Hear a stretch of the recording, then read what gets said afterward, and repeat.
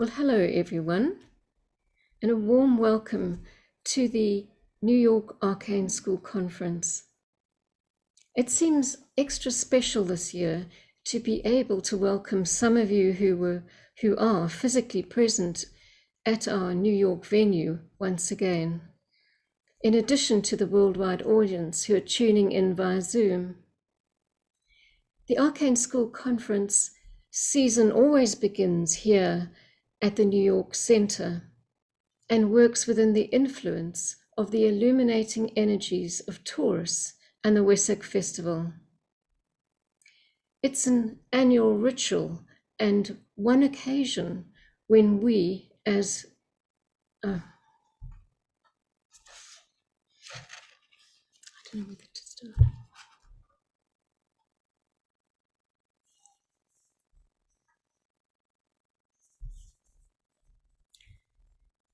It is an annual ritual and one occasion when we, as dedicated students of the Alice Bailey and Ageless Wisdom teachings, unite in consciousness around a keynote and explore it from a wide range of perspectives. And it's therefore a meeting of souls and servers joining together in a lighted and joyful experience.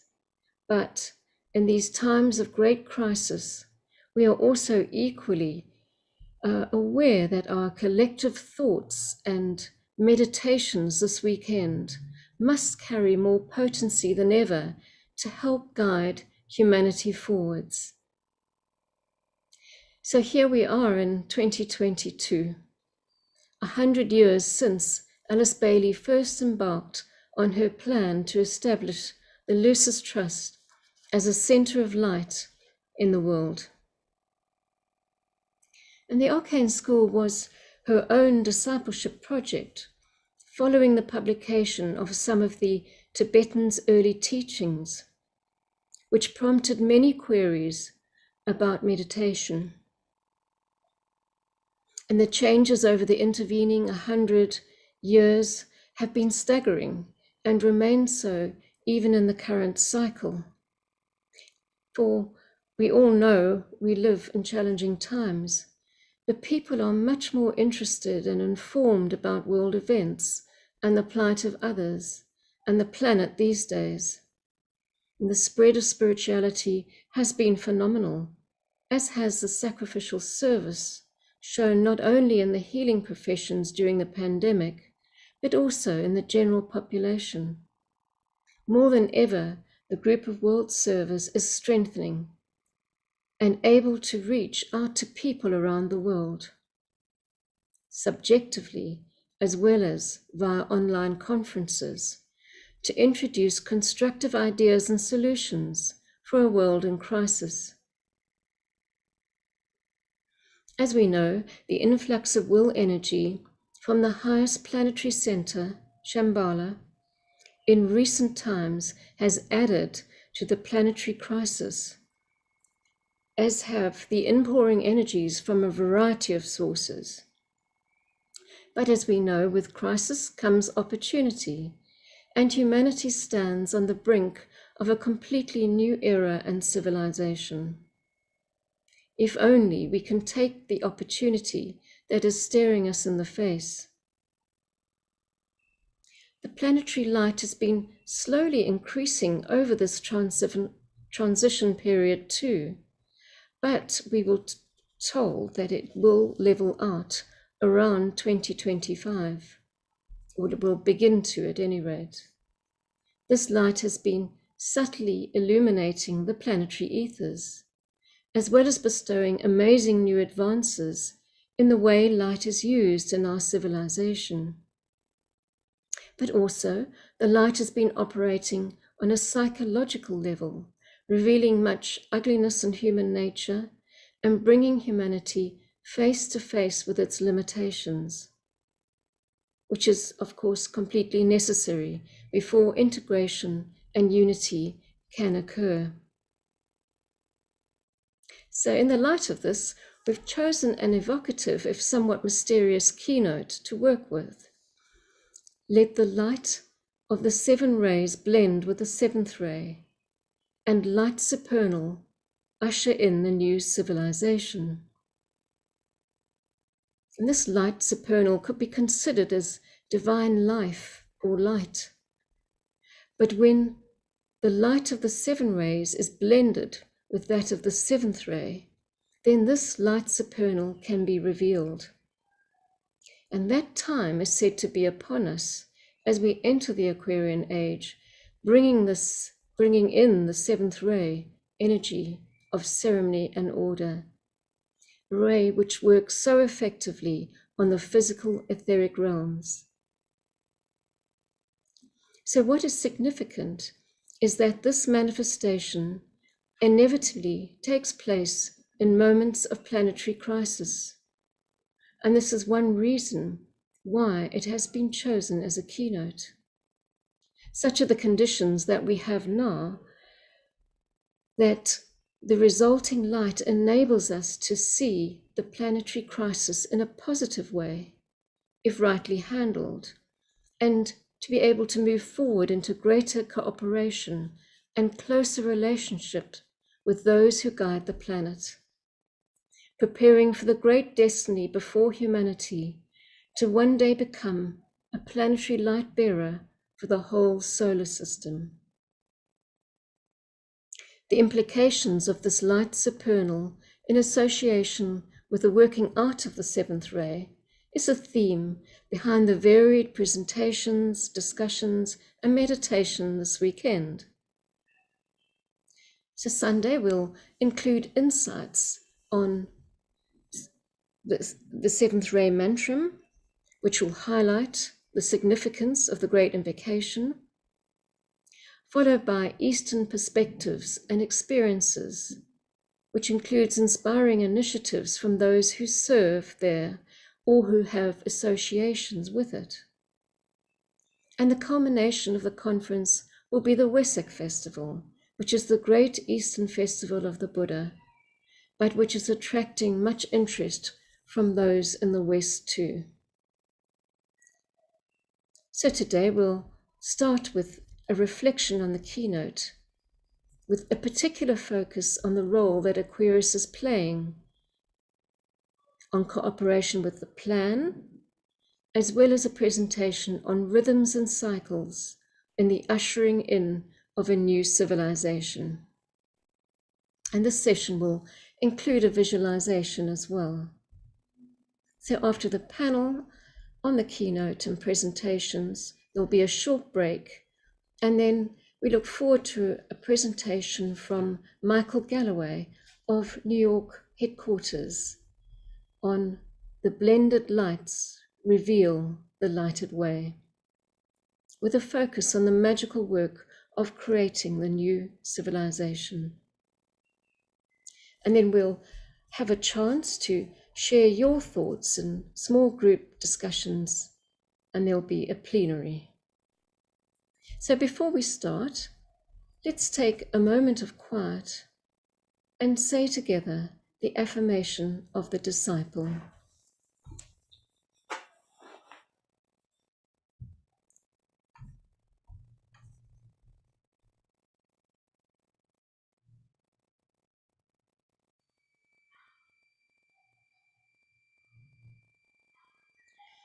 I am a point of light within a greater light.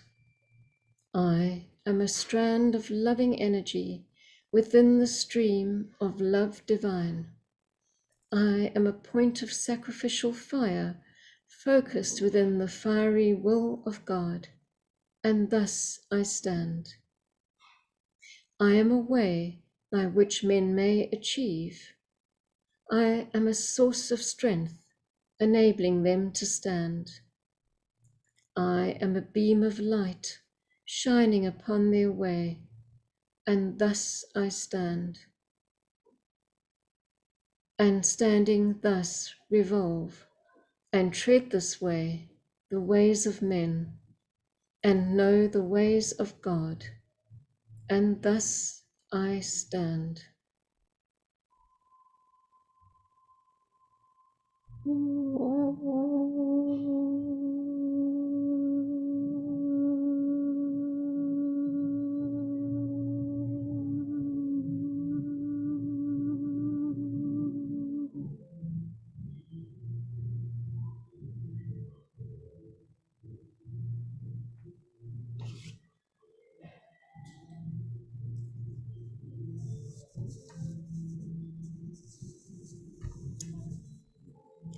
Well, let's start our program now.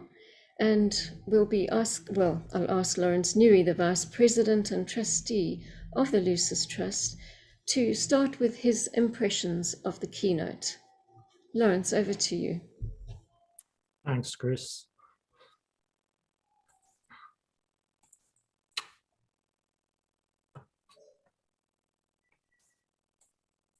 So, let the light of the 7 rays blend with the 7th ray, and light supernal usher in the new civilization.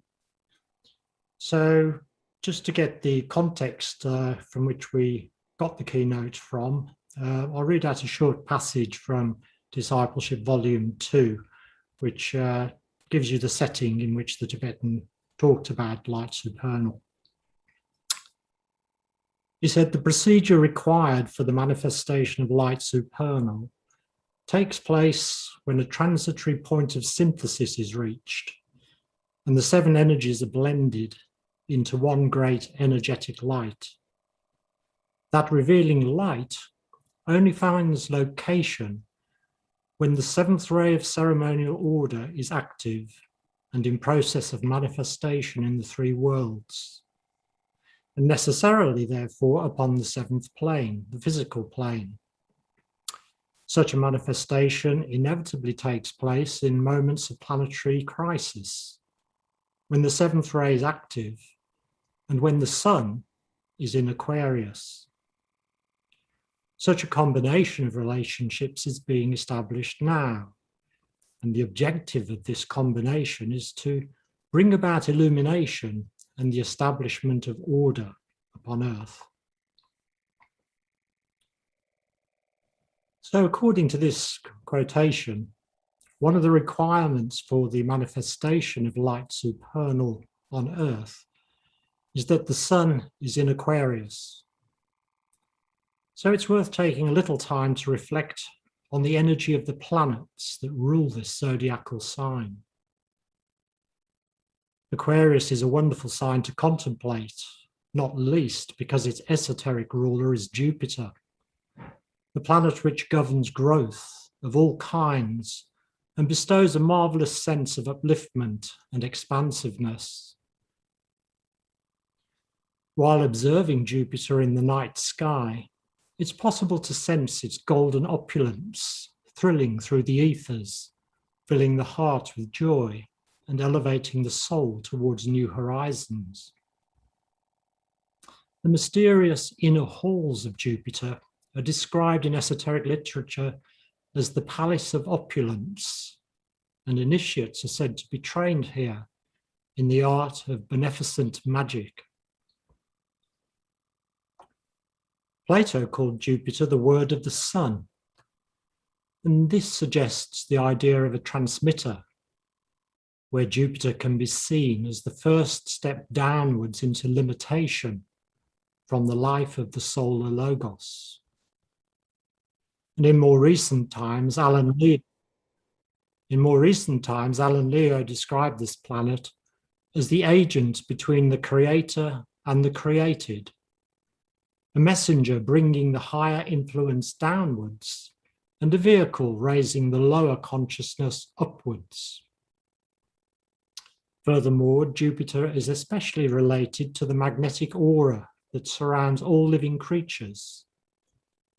And as the word of the sun, it carries the life energy of the solar logos to all things, bringing growth and expansion. The perfect working partner for Jupiter is to be found in Uranus, the exoteric ruler of Aquarius.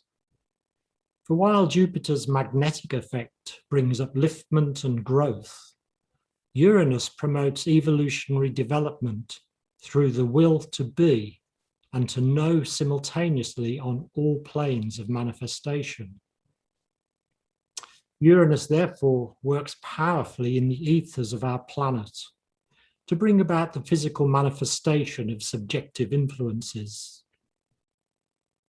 We can imagine the word of the sun from Jupiter being precipitated into substance by this planet of the violet force, as it is called.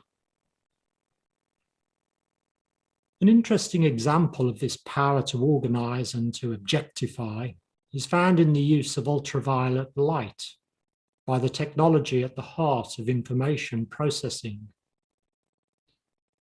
During the formation of the computer chip, the minute circuitry of the silicon chip is produced by a technique called photolithography.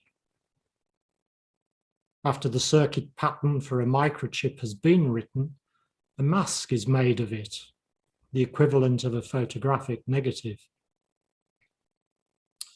A beam of ultraviolet light is then directed at the mask and through a lens, shrinking the pattern and focusing the light onto silicon wafer.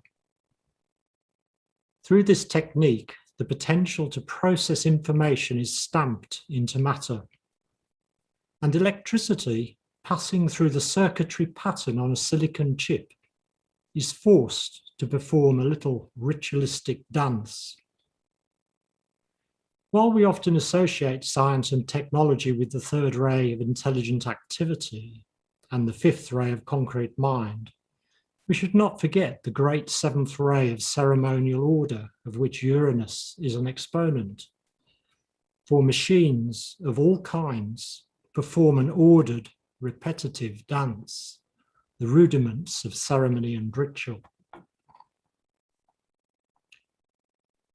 At the human level, we could all do with a little of this economy of organization in our political, economic, and social intercourse, laying the appropriate etheric lines of communication throughout the planet through goodwill, and right human relationships to bring peace and prosperity to all. The sense of upliftment that Jupiter bestows would then be felt like an injection of freedom running through the veins and arteries of our planetary logos, lifting the whole human family up closer to the spiritual government of the planet. The divine plan could then be implemented more rapidly, uniting humanity as one through an understanding of its purpose and function in the scheme of things.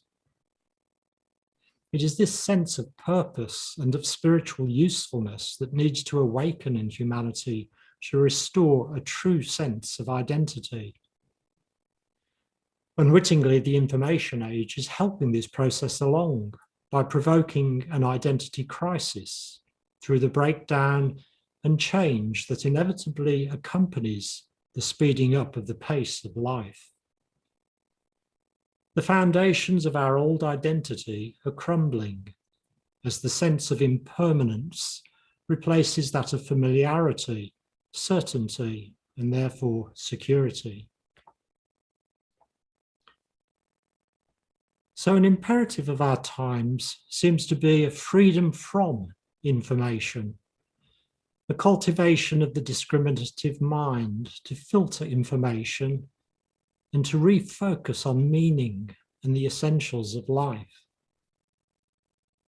Another priority is to free ourselves from the glamour of speed, the feverish state of acceleration that leads to a state of extension, where one's energies are fast drained, leading to depletion and exhaustion.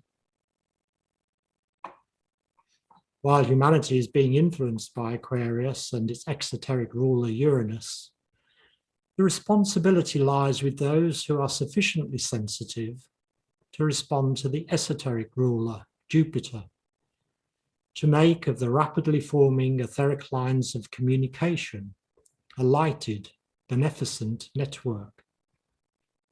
The seventh ray of ceremonial order working through Uranus provides a wonderful foundation on which Jupiter can cast its uplifting energy. For Helena Blavatsky refers to Jupiter as a deity who is the symbol and prototype of ritualistic worship. He is the priest, sacrificer, suppliant, and the medium through which the prayers of mortals reach the gods. Working on the magnetized aura of a meditating group Jupiter lifts and guides coordinated aspiration towards the divine.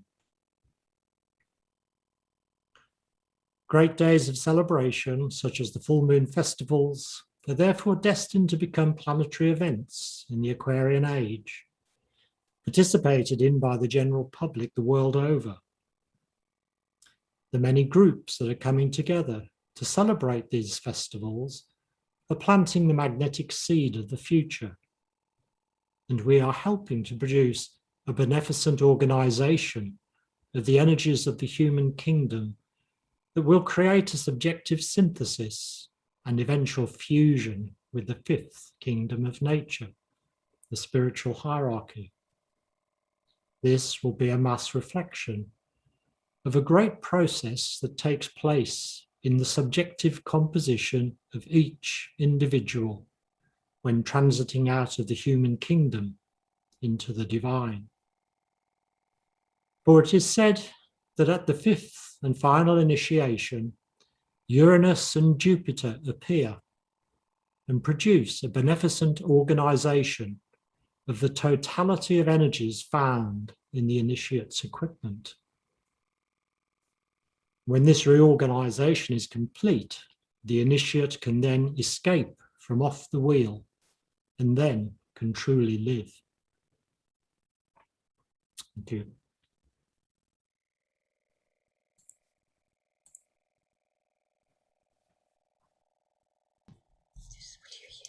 Thank you, Lawrence. Beautiful talk. We're now going to go into a visualization, I believe, that Kathy Newburn from New York School Desk and facilitator in the school is going to take us through this visualization. Kathy, are you there?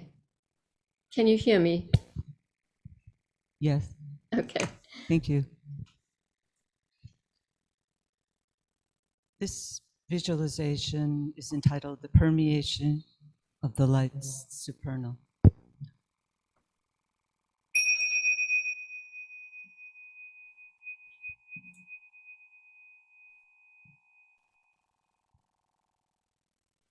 Sit quietly and relax. Endeavor simply to be a point of focused vision with the eye of the mind directed towards the soul.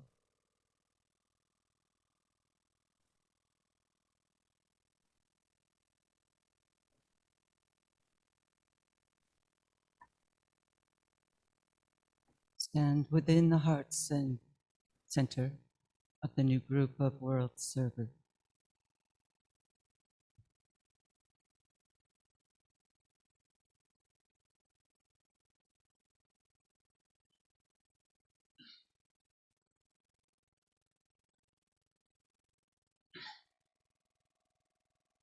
Visualize all participants in this conference as a group, merging with the light of hierarchy and the Christ, and availing ourselves of the illumination possible at this time of wisdom.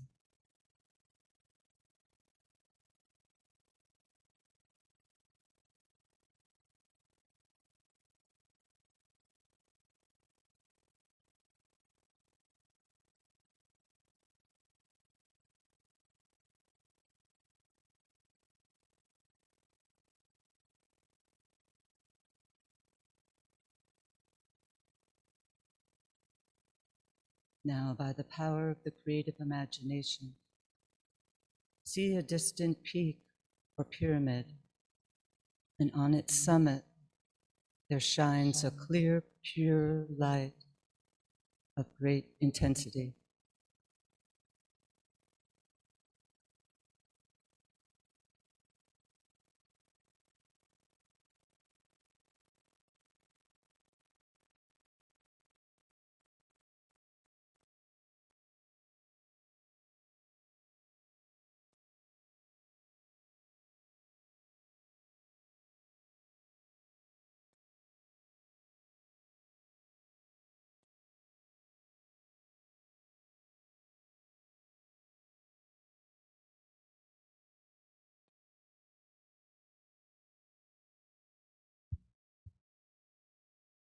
See, to identify the group with that light. Pause for a moment of careful identification.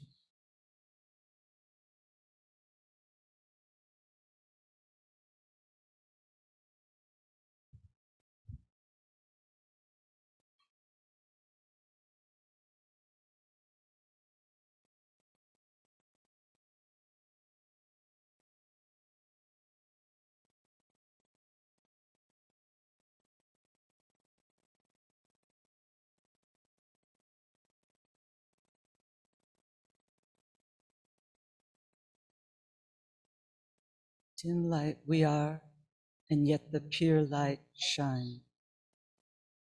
Not distant is that light, but daily, hourly, drawing nearer. The light that is the little self must disappear within the greater light. So with that greater light, that all-pervading, all-consuming light, we blend and merge.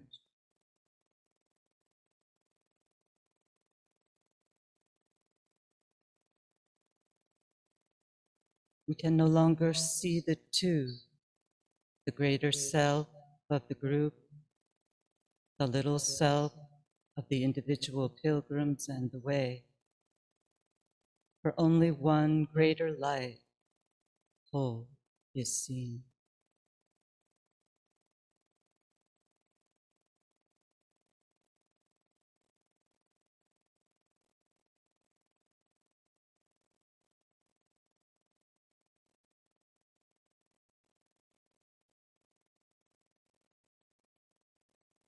Having aligned with that single lighted whole, now project a line of lighted energy towards the great center, lying far beyond the center Shambhala.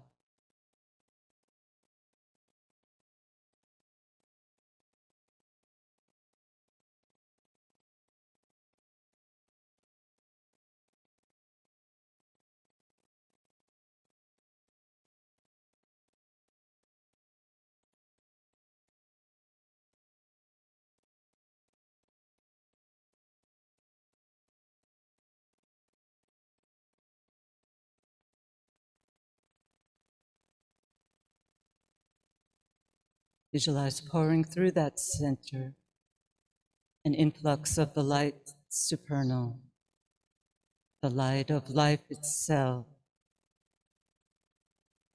carrying the interlocking energies and potency of all the rays, constellations, and planetary life.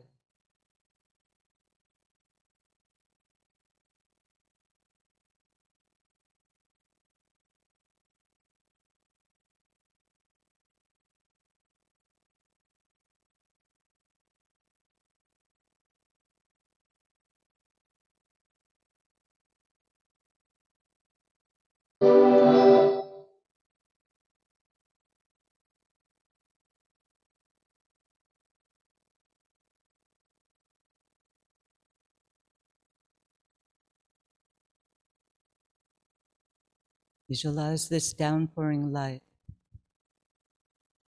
containing all the colors of the rainbow, pouring into the focal point of light being established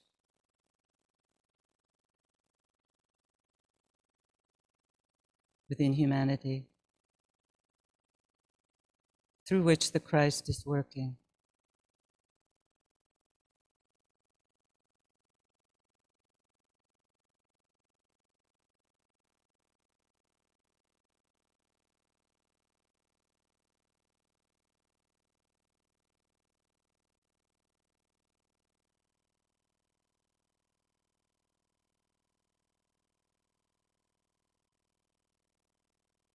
See this energy radiating forth from this center throughout the entire planetary network of light bearers, making contact with the hearts, minds, and little wills of men and women everywhere, weaving all separative units of life and consciousness together, healing all cleavages and divisions within humanity.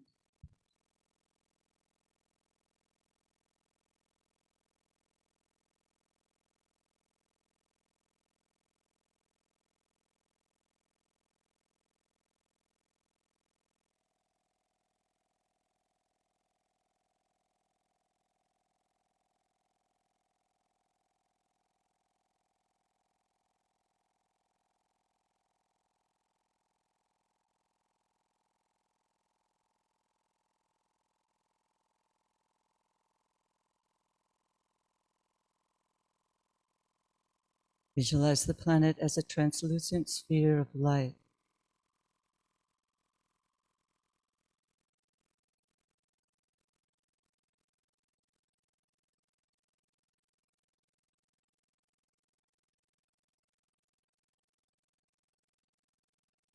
And imagine the whole group saying together, down from the mountaintop we come, bringing the light of life, the life of light. Into the chalice of the form we pour that light which life confers, this life which light sustains. We see this golden light transform the darkness into day. We see the blue of life divine pour through the form, healing and soothing. Thus is the task performed. Thus are the people of earth transformed into sons of God.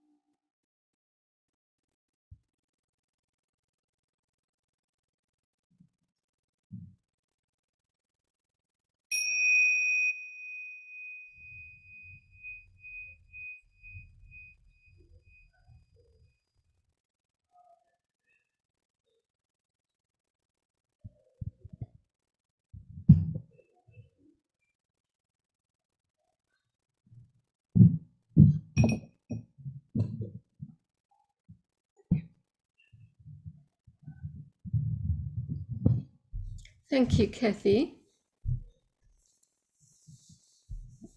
She's gone. Thank you, Kathy. Right, we'll now, after that rather beautiful and evocative visualization, we look forward to hearing from Arcane School student Anita Pearson, who's going to be speaking to us on cooperation with the plan. Anita. Hello. Hello, friends. My name is Anita Pearson, and I am happily speaking from Belfair, Washington. I have been pondering the subject of cooperation with the plan as it relates to discipleship life and the unfoldment of a new civilization. It has always been easy for me to connect with the sacredness and divinity of the natural world. Nature, it is said, is the body of God. This connection is present in our bones and in our consciousness, regardless of our level of awareness of it. For most of my life, trees have surrounded me. I can't tell you how many times I have gone to them for help. If ever I was out of sorts or overwhelmed, I can always count on the trees to remind me of how to stand. By leaning my spine against a tall pine tree and taking just a moment to feel their mystery, I suddenly know what it is to have roots and to be still within the family of life. These elemental guardians provide food and shelter to a variety of beings. In Medical Lake, Washington, where we have our first home, there is an overpopulation of deer, wild turkeys, and Canadian geese. There are also so many birds of prey and other species of wildlife in our neighborhood. Living in Medical Lake, one looks both ways before leaving the home because parties of deer will regularly gather for lunch under the plum tree, and then they'll lay down for a nap on the lawn. We need to realize as we ponder wildlife-related issues and our responsibility to preserve nature, that the natural world has never ceased to recognize its communion with us. Through these and many other experiences, it's my interpretation that the natural world views humanity through millions of gazing eyes, recognizing us as part of itself. Within those gazes, there's indications of respect and wonder whether or not we deserve it. If part of the ultimate goal of the plan is to release the prisoners of the planet, then the first logical step is to keep the energetic link with the natural world open. In observance of the many life challenges we see today, as we experience them together, one might consider that in earlier incarnations, we were among the earliest life forms. Life, which came out of water, diversified as forms, taking to land and air from a point of meditation and free will. Within that time and space, however long ago it was, someone of the divinity watched that we grew, made choices, and evolved. Through the sensitive animal forms, the indwelling divinity learns a spirituality through the astral element. At the human stage, we embrace and move past astral sensitivity towards conscious thought and the higher perceptions of deity as the plan continues. Conscious thought and the higher perceptions of deity come in stages of tension or quality of thought. Helena Roerich stated, quote unquote, each energy provides nourishment. Thought provides energy corresponding to its quality. This, in a sense, is actual fuel, as the way we think directly affects our livingness. This is true at the physical level, as the cells of our bodies respond to stimuli or thought and produce chemical reactions accordingly.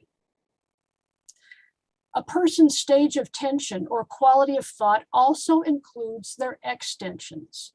This issue is common to all, and it's up to the individual to find and maintain the necessary balance. In the practice of yoga, one moves through a vinyasa or series of postures, moving on the breath or ujjayi. It is in the ability to maintain the ujjayi breathing through the vinyasa that determines the level of intensity one gives to the practice. For example, if one's moving and breathing effortlessly, there really is no tension. The person does not improve because they're not putting forth the right effort. Conversely, if someone strains too hard and cannot maintain the breathing as they're moving through the postures, they're not doing yoga at all and may well injure themselves. This principle is the same in our daily lives and in our service. Each of us has personal responsibilities. World problems add to this burden with rising costs, supply and demand for food, housing, etc. But all too often, due to glamour and misplaced desires, we overextend our resources, be it money, time, interest, or attention. We're not helping our world or ourselves when we do this. Unnecessary stress taxes the immune system and quality of life. This discordant energy affects those around us, the natural world, and the elemental kingdom.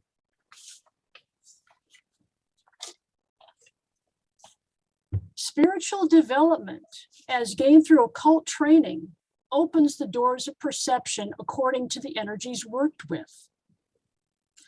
This clarity reveals the unity of life as expressed through the series of progression of form in a manner beyond all esoteric platitudes. Observing our connection with the natural world, we may see something of our past selves. Likewise, within the current phyla of life, we see those beings which may someday become human. Through the 7 ray types, we come to understand the life expression further. For as souls, we have incarnated through all the ray types, experiencing both genders and all of the nationalities. In the spirit of that diversity and observing the fact that the year is 2022, I would like to share a few more of my ideas on how the new civilization is coming about. For many decades, there has existed an oppressive societal thought form regarding the ideal way the human body should look. This ideal was long apparent in children's Barbie dolls, store mannequins, and so many women's magazines where every article seems to imply that there's something wrong with the reader's appearance. It has been a welcome change of vision to see the wide variety of shapes and sizes on screen and in the full spectrum of clothing sizes in the high fashion brands.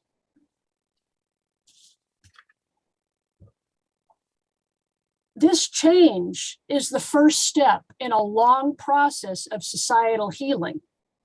The human body is designed for movement in socializing proximity to other bodies. The past idealization of form created a self-conscious separation of people, thereby limiting their activities. Likewise, the attendant social prejudice injured the confidence and self-esteem of so many who didn't feel they measured up. This modern spirit of body acceptance is of good value to human health, as the previous situation fostered in people a very unhealthy relationship with food, the severity of which has had a ripple effect worldwide as the world's food supply is fatally uneven. When people like their bodies and themselves, the tendency towards emotional eating diminishes. Most bodies do not need or even desire 3 meals a day plus snacks that the Western world has become accustomed. This increasing sanity of approach to form could afford the Western world a new opportunity to solve the problem of world hunger by sharing the surplus nutrition as we learn to downsize our consumption. Improved body image and self-esteem leads to better personal relationships. Alice Bailey put real value on intimate relationships in her words. There is no better training school for a disciple and an initiate than family life, with its enforced relations, its scope for adjustments and adaptability, its demanded sacrifice and service, and its opportunities for the full expression of every part of man's nature. Esoteric Psychology, page 305. As we ponder the implications of this loaded statement, we may remember that Alice Bailey gave everything she had to the advancement and evolution of others. The 24 volumes she wrote with the Tibetan were a gift to the family humanity. Before she ever agreed to cooperate with the Tibetan in the writing of the volumes, Mrs. Bailey demanded assurance for her safety for the sake of her girls' welfare. Unfinished biography, page 166. Family relations meant everything to Alice Bailey. I think it was because her heart was that big, her love was that deep, and that she knew just how important it was for each of us. In that recognition, let us make the most of this seventh ray opportunity to use our speech to show appreciation to the many people that we love. Let our words move us past civility towards unity as we approach what is new and unfamiliar. A new civilization of the family humanity as a unit of planetary life would afford us opportunities beyond all conception. What we would have in ourselves and each other would open the doors of innovation. The advancement of science may follow all the bridges our mind builds and crosses. In the vastness of the one life, we could have opportunities both universal and intergalactic. The plan might be thought of as the will of God, as understood by a hierarchy of souls.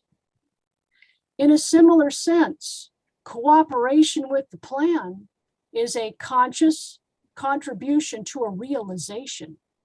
That realization being that we are,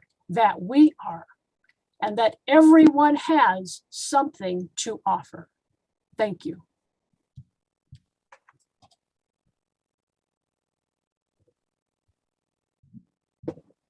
Thank you very much, Anita. That was very inclusive, and basically it came down to right relations.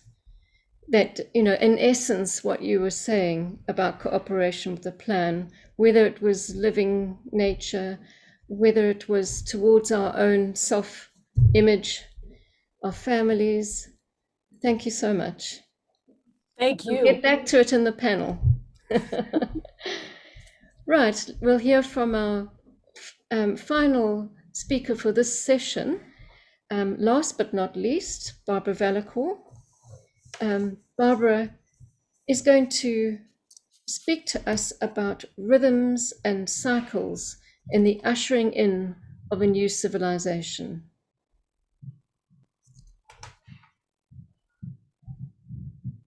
Thank you, Chris. Thank you. It's wonderful to see everybody in person after all this time. I just have to say that to start. Okay. The ancient archives speak of the present time as a time of rending, when the mountains which have sheltered fall from their high places, and the voices of men are lost in the crash and thunder of the fall. A dire description indeed, but an accurate portrayal of some of the outer events of the cycle we are currently in. Sorry, it seems there's an issue with something. There's a, There's a big echo. Sorry, folks.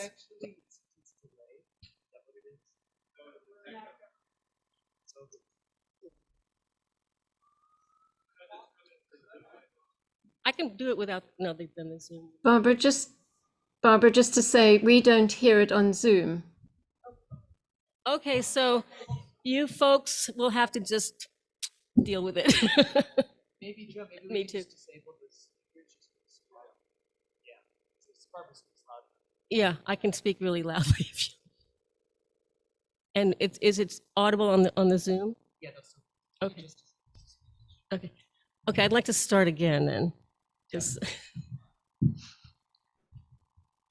the ancient archives speak of the present time as a time of rending, when the mountains which have sheltered fall from their high places, and the voices of men are lost in the crash and thunder of the fall. This is a dire description, but an accurate portrayal of some of the outer events of the cycle we are currently in. So what is meant by a time of rending? Some other synonyms are tearing, splitting, separating, rupturing, severing, piercing, or mangling. The mountains of materialism, selfish greed, and separation are collapsing. The voices of chaos, false propaganda, and illusion are losing power. So many changes have happened.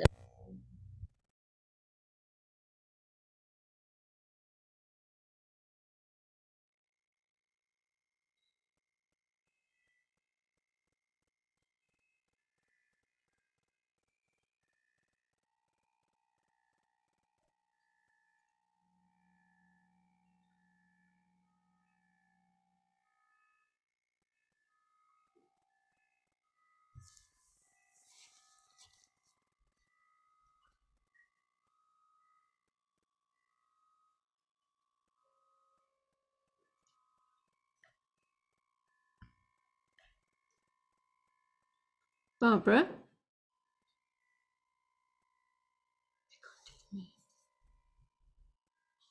A time period can be fairly fluid and impossible to define with any exactness. In the case of our present situation, the influence of the sixth and seventh rays is somewhat equal, as the sixth ray, which has influenced humanity for a long time, is losing power, while the seventh ray is rapidly increasing in potency. So these very different energies are in conflict, and the world is naturally in chaos and confusion. The teachings state that periods such as this come only at rare and long intervals, and each time they come, a peculiar, significant period of divine activity is ushered in. On the outer form level, things seem dire, but looking beyond the appearance, divine activity is seeking expression and cannot be stopped. Light supernal is becoming more powerful, and as more and more people seek to cooperate with the plan, every aspect of life is becoming rhythmic and sacred. Everyone knows something about the cycles of time. There is the daily rotation of the earth causing night and day, the cyclic return of the seasons, cycles of life and death, and all the physical plane mundane daily routines. The cycles concerning esoteric students, however, are the longer-term cosmic cycles, the movement of the planets around the zodiac, and the evolutionary cycles through which humanity grows and develops. We know we are in the transition between the Piscean and Aquarian ages, and that this is the beginning of one cycle of about 2,300 years and the ending of another. There's also the ending of the greater zodiacal cycle of 25,000 years, which is also leaving Pisces and entering Aquarius. Add to this the preparation by Sanat Kumara for a cosmic initiation, which will have a transformative effect on all life on Earth. We're told that this is a most amazing and important time in human history, and that the hierarchy has been preparing for 18 million years for this moment. How should we respond to that? How should we be looking for signs of the new? Rhythm is all around us and in all of us. Every life form has some kind of regular pulsation, some kind of vibratory activity, from the simplest single living cell to a planet, the sun, and beyond.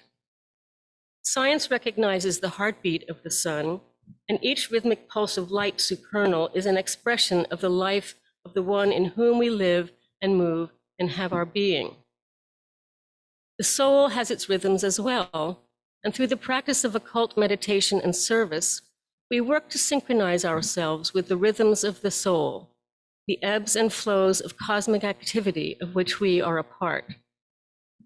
We are also striving to become sensitive to the hierarchical rhythms, the high point of the spiritual year at Wesak and the lowest point of the darkness of the winter solstice, when the hierarchy begins to lay plans for the following year's high point.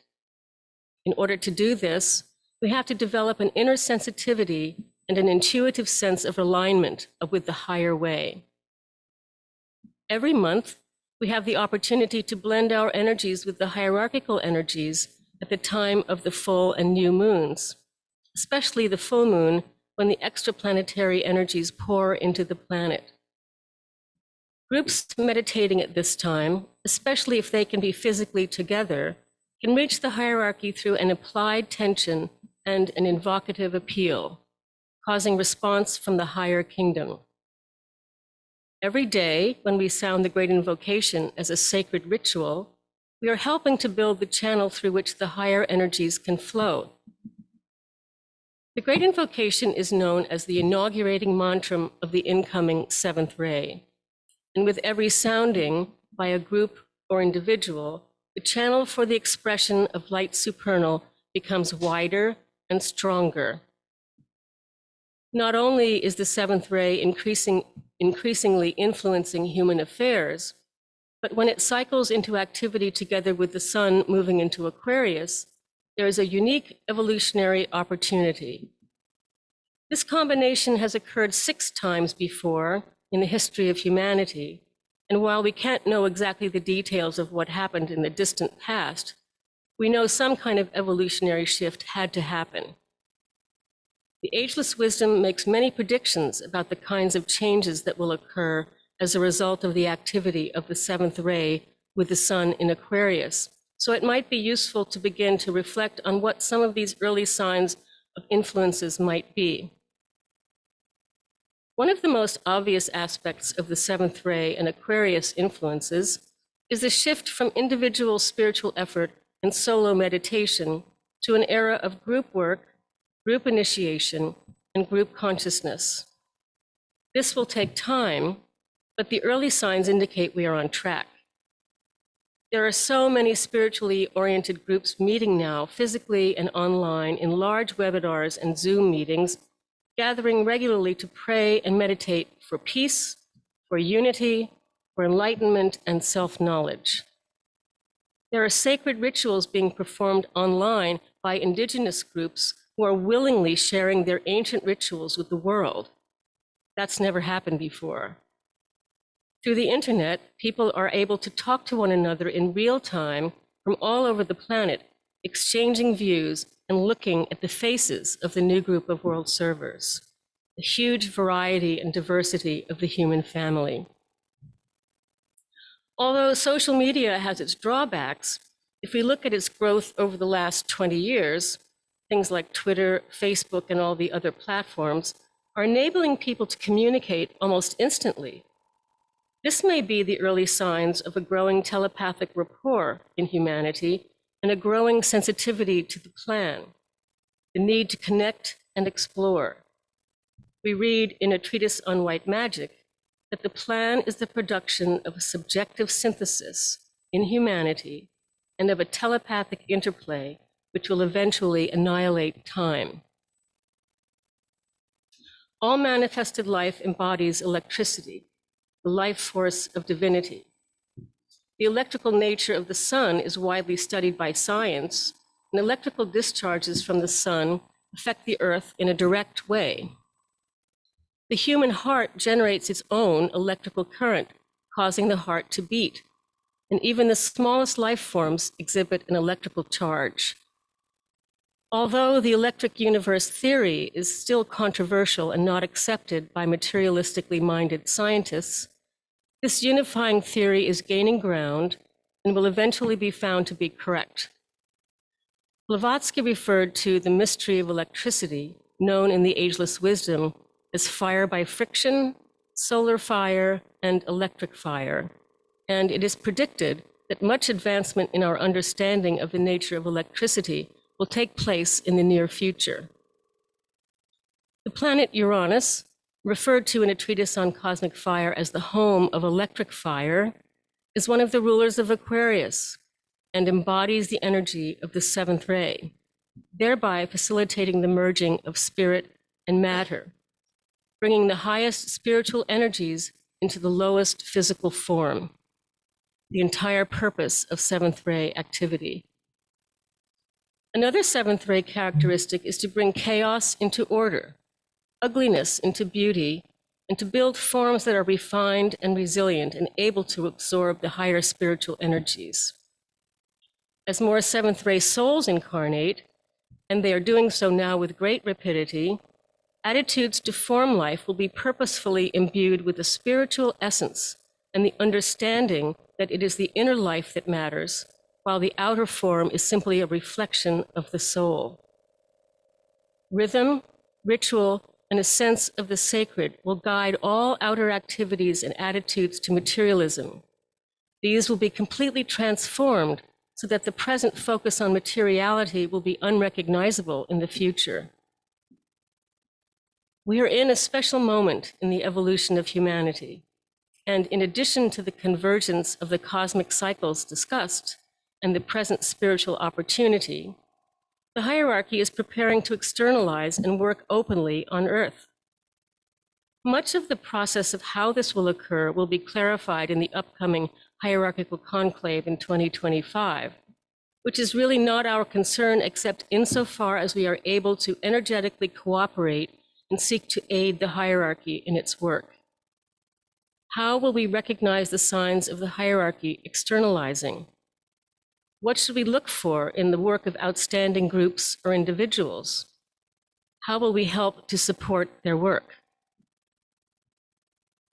As aspirants, disciples, and members of the new group of world servers, it is our responsibility to collectively hold a point of tension for the energies of the plan of love and light to precipitate on Earth.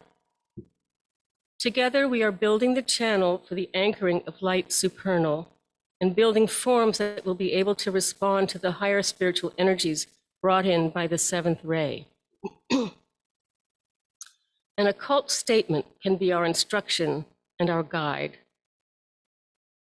The magician said, "Listen, O worker in the furthest world, to the rhythm of the times.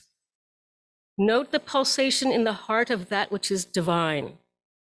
Retire into the silence and attune yourself unto the whole. Then venture forth. Establish the right rhythm. Bring order to the forms of life which must express the plan of deity." Thank you.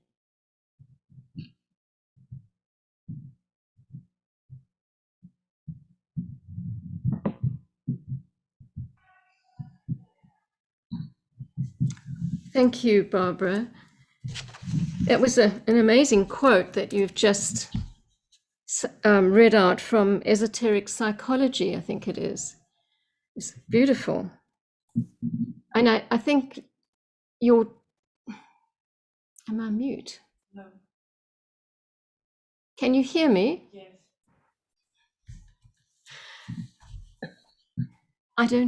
I'm not sure if Barbara can hear me in the room. You can? Yeah, we can hear you. Okay, sorry. I was just saying that your vision and bringing the seventh ray into focus like you have really brings such a positive vision for the future, because in the larger scheme of things, the seventh ray qualities are inevitable.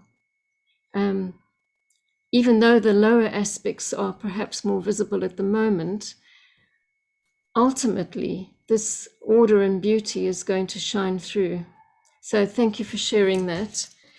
And well, we're going to continue to have a discussion in a panel, and I'm going to hand you over to Florence Newey. Thank you. Okay, thanks, Chris. Is that, I think I can see Barbara just in the corner there. Are you registering us, Barbara? I'm hearing you. I don't. Okay, that's fine, yeah. Did you manage to lose the echo in the end in the room? It's on? I don't think this. Still got an echo in the room, or is it gone? I think it's gone. Okay. No, it's not. Well, I've always thought, Barbara, that you say such important things. It's good to hear them twice.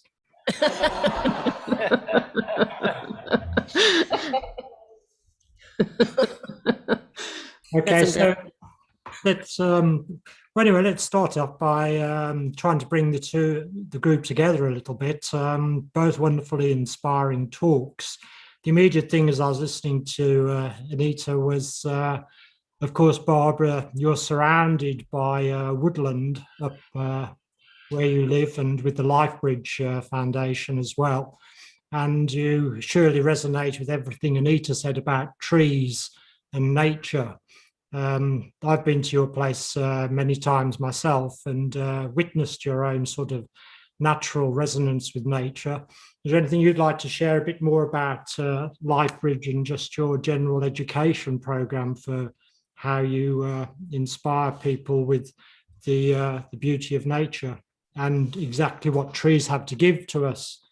As Anita said, she gets strength from them by going and standing by them, feeling the will and the power of endurance that they have. Yes, that's really true. I agree with that. I've done that myself many times. LifeBridge Foundation has a project called LifeBridge Sanctuary, which is a retreat center built in an area in upstate New York, which has a panoramic view of the Catskill Mountains. And it's surrounded by nature. So when people come there, they don't see any roads or buildings other than the building they're in. They just see trees and mountains. And it has a truly transformative effect, I believe, on the groups that have, we don't produce the retreats, we just rent the building to other people doing retreats. But the comments that we've gotten are, they just feel, it's hard to describe, but they feel uplifted and they feel rejuvenated and they feel youthful again from just being in this environment. And so it's so important if people can get into nature. There's a practice that the Japanese have done called forest bathing, where you just slowly walk through the forest and just really allow the energies to come into you. And the reports are just amazing. The building was built for the purpose of trying to bring into form the higher spiritual energies, really, and having a place where people could do deep meditation and contemplation and reflection as a group. And it seems to be working. They like it. They keep coming. Well, they didn't come for a while, but now they're coming back. And one of the things that's happening over here in the UK as a result of the pandemic is that the cities have been emptying a little, and people are moving more to the countryside to work from there as they can through electronic communication. Is that something you're experiencing much yourself in the States, Anita? Well, you know, I live really not very far from Seattle, but on our side of the state, I don't know, we managed to find a place in the suburbs. And as luck would have it, every place I've had has had trees. And other people are envious of it, but it's just not available, I think, to everybody. We've gotten more and more commercialized. And unfortunately, there is quite a bit of money in harvesting trees. It even happens around here, and I hate to see it. Boy, Barbara's situation, it sounds like a wonderful place to be. And I love how she was talking about the importance of the time and how we're all coming together to let in light supernal. And I was thinking about the trees again in the objectivity of photosynthesis. You know, we're trying to form a group consciousness. The trees mastered that a long time ago. The root systems of the trees through the soil are interlocked, and they communicate and transform nourishment all through the root systems, through that soil and through fungi. So that system, they set that up a long time ago. We just, you know, need Congress to emulate it, I guess. They call it the Wood Wide Web, don't they? Yes. But I mean, it's another indication that everything that humanity thinks it's invented, you can always find its correspondence in nature. You know, whether it's motors, whatever, everything is there, and nature always does it better as well. And slowly humanity is mimicking it, and it has a lot to learn more from nature itself as well, as we know. You know, the right relationships, we could do well to study nature and see how ecosystems work and interlock. But maybe one of the things, you know, as Barbara was talking, in this time of rending, when we're going through so many planetary crises, the environmental crisis, just to pick the relevant one for the moment, we see such devastation and the loss of the lungs of the planet, and the pollution and the global warming. But do you think that, to all of you, of course, that there is something perhaps quite good about this from an esoteric point of view, that it gives humanity a common enemy, that somehow it's slowly and very painfully drawing humanity together to face something that is an existential threat and something that can't be put off? We know there's many esoteric functions behind climate change, but humanity is in a position now where it just has to learn the lesson of how to take on the role of mediatorship and start looking after the lower kingdoms of nature. I think that this is a very slow process of the interconnectedness issue, of people realizing that we are really interconnected. It's going to take a little time, but to me, the whole problem of climate change is, how can you think that we're not interconnected if you see how the climate change is affecting everybody? I heard a story the other day on the news that birds are dropping out of the sky in some place because there's no drought, there's no water, so they're dying in the air, and there's excuse me, terrible things happening. But we have to find a way to communicate to people that this is part of the divine plan for us to come together and really work together beyond all boundaries of countries and races and religions and sex. All of this, we're human beings and we're souls, but this is going to take a little time, I think, to really manifest, but we're on our way. I really do feel that. Because the lesson really is for humanity. Nature does quite well without us. An instance was after Chernobyl, the way that as soon as humanity had left the area, the wildlife absolutely flourished again. Mm. Somebody mentions in the chat box, poverty deprives many from being able to be surrounded by nature. Once all are provided for materially, I hope that all people will have the opportunity to access nature. Some young people in the inner centers of poverty here in the United States have barely ever seen, smelt, or heard the beauty of nature. I believe it adds to the stress of living.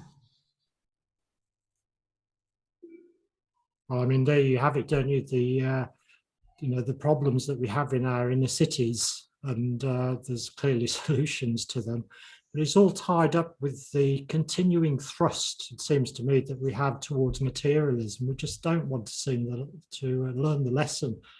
Ever since the Tibetan said after the end of the Second World War, which should have taught us a lot, he said the two main things were the rebuilding of the shrine of human living and the redistribution of the world's resources. how do we get to that now from where we are now? Do you see improvement, signs of hope? Or do we just have to have more and more crises until we learn the painful way? Open to any of you, just...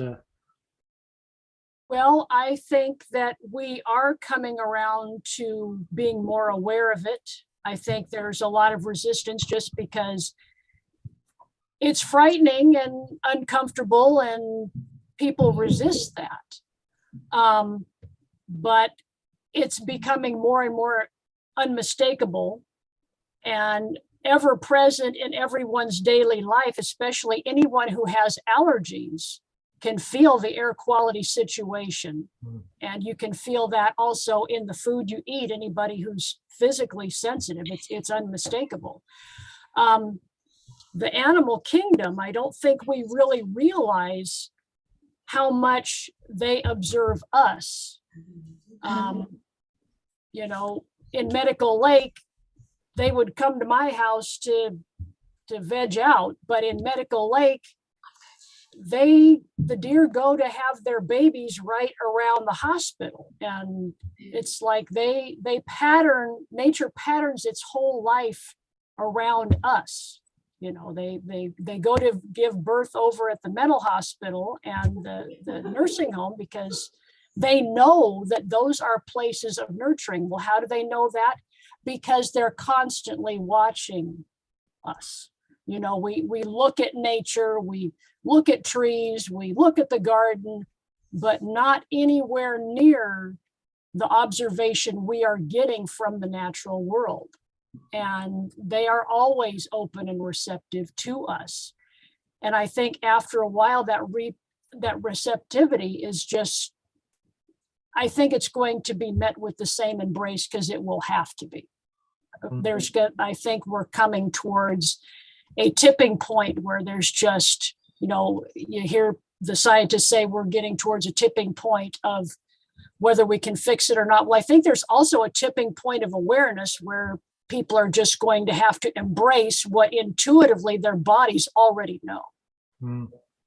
It's just my opinion. Yeah, Chris, you might want to share a bit about Giles Hutchins, who we have a good relationship, and he's been quite an inspirational figure, hasn't he, to business leaders who are going to him to get back in touch with nature and to see what they can learn from nature to take back into the business world.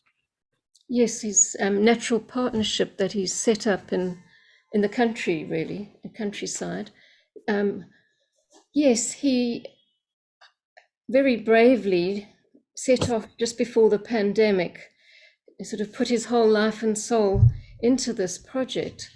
And basically he bought a wood and he taught people leadership and sustainability, and he did one-on-one teachings with them. And he really has been an inspiration to so many people and companies, and he's going from strength to strength with his sustainable leadership type of message. Yeah, I went on to with Dominic, and we participated to give him support, and that's in one of his day courses, and it was very interesting to see all these business leaders, very hard-nosed business leaders. Some of them had been sent on the course by their companies and that, but just how they broke down, you know, about halfway through the day. You know, many of them are becoming very emotional, businessmen and women, and and you can see that there's an isolation in them that they only realised on that day, and that they long for communication and relationship. And once that was open and there within the group, the transformation was quite immediate, really. You saw that the values that they have in life are all deeply there and instilled within them.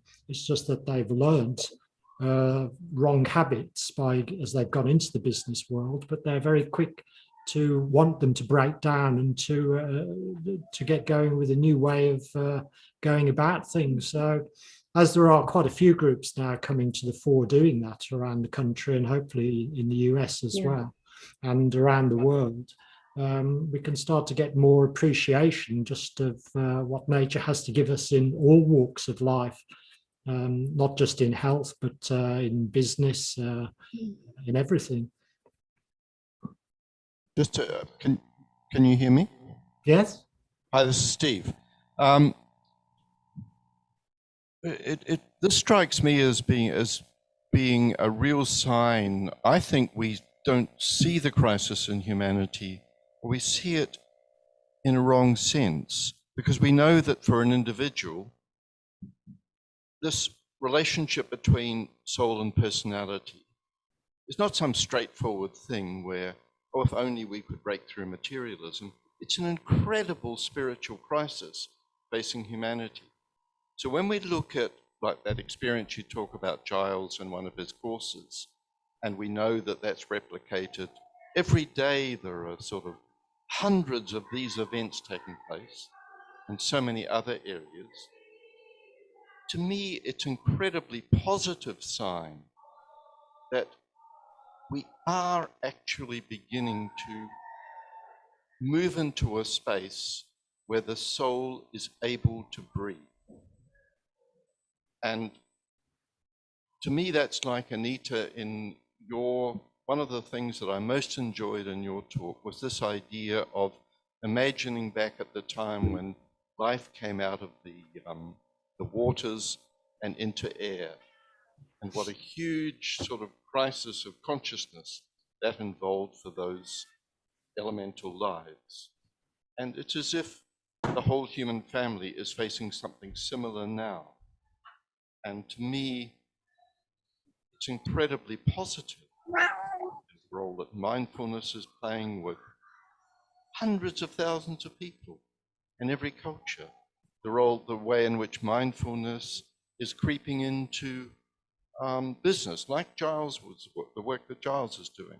Just a sense of human conscience and the sense of the revelation of interdependence. So to me, climate change is doing its work. It is forcing us to waken up.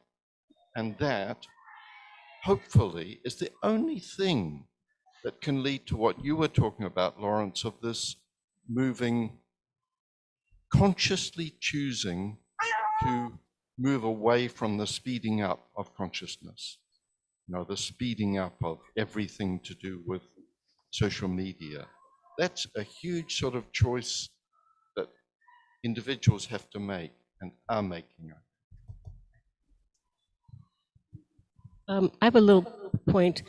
The seventh ray is going to greatly stimulate the Divic activity, and all of the Diva kingdoms are going to be really stimulated. And so, although we are not allowed to really cooperate with them directly, there's a way to help them do their work if we have a chance to just even stand under a tree in Central Park and think about what their work is.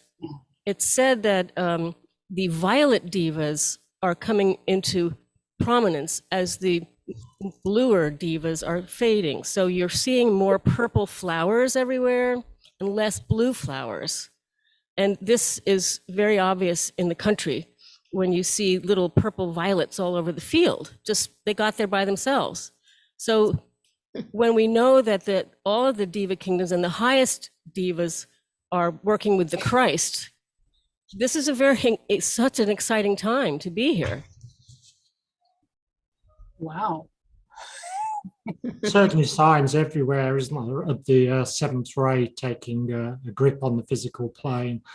And I think one of them, as you were talking about, Anita, is the whole thing about the relationship we have with our own bodies and sort of breaking through the glamours that have long held, particularly Western civilization, into understanding that the body comes in all shapes and sizes, and that it doesn't have to conform itself to one particular ideal sort of type to be sought for as a goal. But the whole thing of body culture at the moment has both, a very controversial subject, but there are so many interesting And it aspects shouldn't be. of it.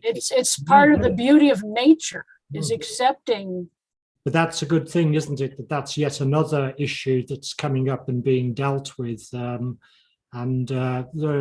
young people are having a lot of difficulties themselves in understanding what the relationship is with their body, their sexuality, the way they look, and all these crises. So I believe, I don't know if you agree, that we are now starting to come to a turning point and address these things.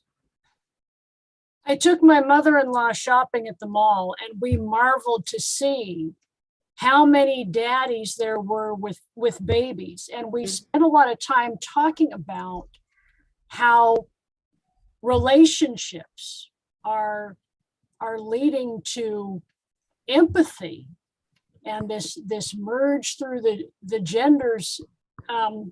It's not so much, I don't see it as an identity crisis, but it's like a wanting to share and wanting to take bigger responsibility in the other roles. And I don't know, it's a beautiful thing, and it's a natural thing of community coming together, responsibility. I'm sure I'm not saying that right, but you can even see that in like businesses where you have such a co-ed situation in management. And it seems like those businesses run better together because you have all of the different roles and the different perspectives more than you had before, where you would have workplaces that were one gender or another. Co-ed, you've got, it's able to do more. It's more concise and unified and diverse. There's strength in diversity. There's strength in acceptance. You can simply do more when you are linked in and you have compassion and want to know about other ways, Yeah, I wonder if it's the case that a lot of the gender sort of awakenings that are taking place and the confusion as well has its root in the fact that we are, of both sexual, both feminine and masculine ourselves, and we've had many lives of both men and women. And as we start to eventually raise the consciousness and take the focus away from the physical body itself, then that's going to lead to quite a rapid spiritual awakening, as well as we start blending the feminine and masculine inside each one of us. Agreed. Do you agree, Chris? Of course. Of course. And Barbara? Yeah, we're all united on that. Is there any more coming up in the chat box that? Yeah, I was having a look. As we're approaching the sort of end of time. It's we've got 1 minute to go, but we can probably run a few minutes over, can't we? Yes, I'm sure we can. I saw something in the chat box. It's gone up now. I can't multitask, so I'm not going to be. I'm not going to try. We also, Lawrence, we also have a comment from the floor here. Oh, okay. Please go ahead. Go ahead.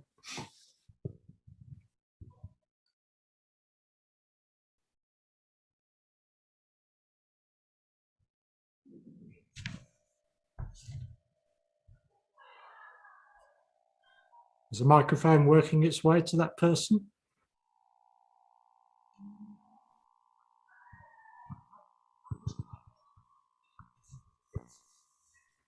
While we're waiting for that, what I saw in the chat box was Keep it close somebody to your mouth. saying my father always told me when I'd use tools on the garden that you must always come back and put them back into the toolbox in the shed. And that's the way that we must have our responsibility towards nature and our relationship. I'm best with technology when you say don't touch anything. This conversation has been so heartening, and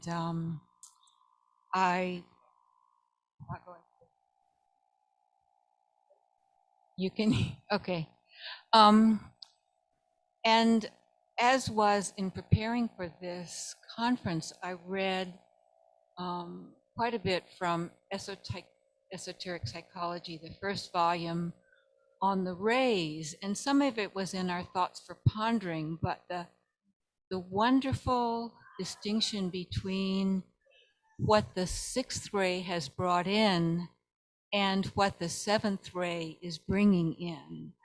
And when we understand or even think about the problems that we have now, it becomes so clear that they are part of a progress that humanity and our whole cosmic connections are going through right now. It's a phenomenal time. And 100 years ago, the Tibetans said, there will be changes in the trees, massive loss of trees, and there will be massive changes in the animals and the animal kingdom, and in the mineral kingdom as well. So all our three lower kingdoms are being affected by what has been predicted and what we know is really a very positive progression. So there's a saying, isn't there? I don't know if it's just in the UK, but in the state of confusion, we say we're all at sixes and sevens. And that's, I don't know if it's got anything to do with the rays, I suspect not. But it could certainly be applied, couldn't it, as we transit from the energies of the sixth to the seventh, yeah, and start to absorb and accommodate those seventh ray energies. I saw Larry McKenna had his Larry, hand up. yeah, had his hand up, yes. Larry, are you still wanting to share something?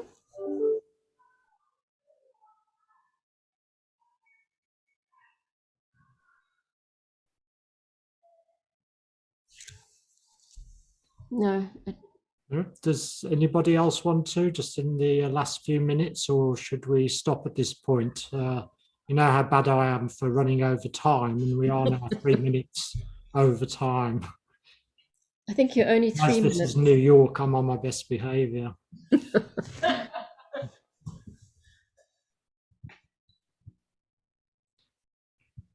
Just a silence. Okay, then, well, I think... Oh, is it too late, Lawrence?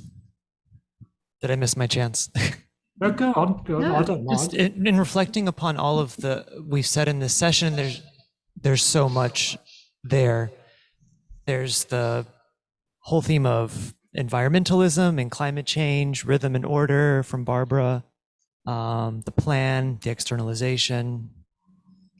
And I was just reflecting on that and of humanity's the real crisis that humanity is facing, I guess, and sort of trying to look from a more universal sense.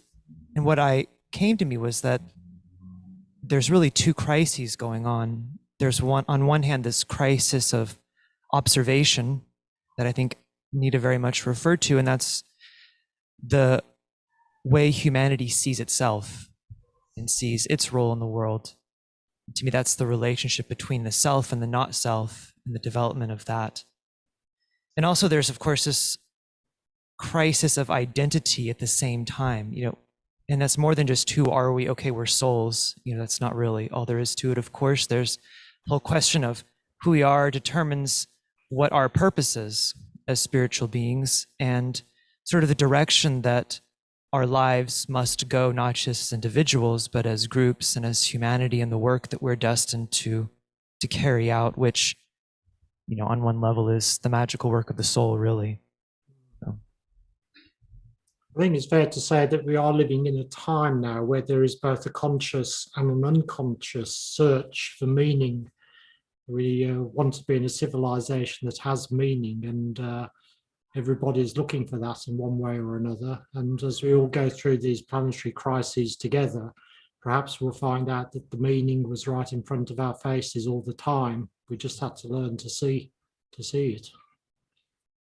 So I think that's probably a good time to bring it to an end. And I think we've got a 10-minute break now, and then we'll come Yes. back, and I think we're going to be hearing from you then, Michael. Is that right? Yes, that's correct. Yeah, great.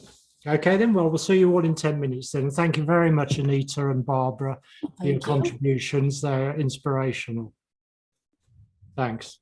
See you all in 10 minutes.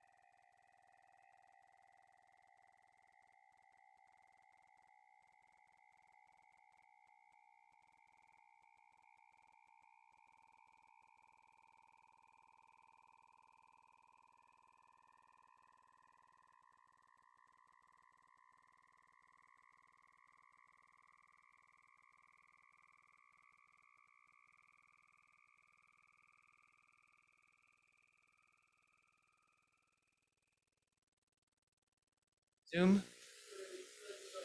Okay. Just give me the high sign when we're ready to go. Normally we used to have, pre-pandemic days, we had a 30-minute break. It's okay, yeah. We had a 30-minute break. But with Zoom, it just makes sense because people are also connecting online that we just shortened it a little to 10. All right, so we're back, Joe, on the Zoom. Okay, welcome back, everybody, on our Zoom broadcast, and also, of course, welcome back all of us here in the room. So I'd like to, I'm going to start us off for the second half of our session today with a short presentation.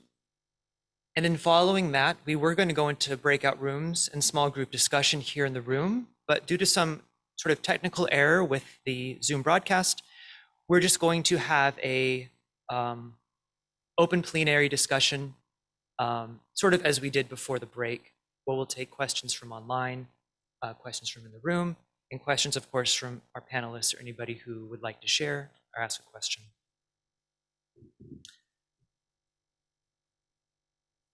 So our conference keynote is adapted from the 5th point of revelation given by the Tibetan in his instructions on group initiation. And this 5th point of revelation reads, when the light of the 7 rays is blended with that of the 7th ray, then light supernal can be known. Light and substance are synonymous, and both are energy. But esoterically, light is also the consciousness which informs that substance. It is produced by the blending of spirit and matter, and therefore all states of consciousness are varying degrees or expressions of light, and each allied with one or other of the 7 rays. The highest form of light, at least within our planetary sphere, is called the light supernal. This light is the light of life itself, the light which shines from Shambhala, where the will of God is known.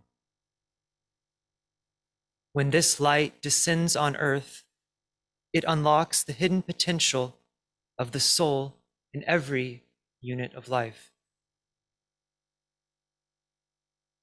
The medium of expression for this light supernal is the 7 rays. These 7 are great lives, archetypes of deity, the 7 spirits before the throne of God. In their synthesis, and viewed as one collective force, they are the architects of the visible universe.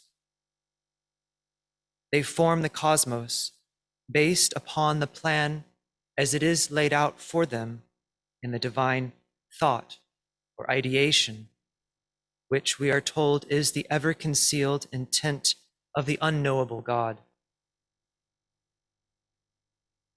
They therefore interpenetrate and inform all forms of life. They are the quality of that life, as that life expresses itself in all things, whether it be a man or a woman, a group, a nation, a planet, or even a constellation. Within our system, the 7 rays are embodied within the 7 sacred planets. We are told that every man and woman finds their monadic being within the body of one of these great heavenly men, as a ray or emanation of these great lives. The 7 rays have an alliance, each with one of the 7 planes of divine manifestation, and they literally are the substance of that plane. But it is the 7th and last ray which is responsible for the precipitation of the highest light down onto the physical plane. The 7th ray is the ray of concretion, of order, of ceremonial magic, of synthesis, and of the bringing together of spirit and matter. It is therefore closely related to the first ray, the highest of all the rays, where the light supernal resides in its most pristine state. Through the seventh ray, the purpose of God passes from the abstract into the concrete and is made manifest.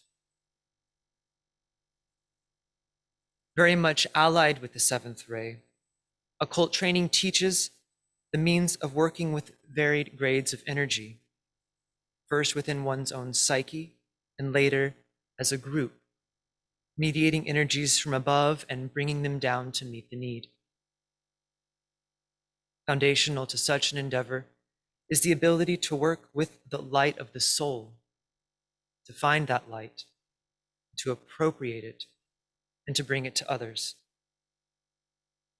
This requires the blending of the lights of one's soul and personality, which is accomplished, as many of us know, through meditation, spiritual living, and of course through service. When the disciple has blended these two lights, then we are told, in that light shall he or she see light. And in the words of the old commentary, the light that shines within the heart of man discovers light, and in these blended lights comes revelation. Only that which we can experience for ourselves and through the medium of our own consciousness leads to revelation. On the discipleship path, revelation is concerned with God immanent, God in form, God in the human heart. This is often referred to as a hidden mystery because true apprehension, the key to this mystery, can only be discovered and understood as one's spiritual faculties are awakened, not through esoteric study alone.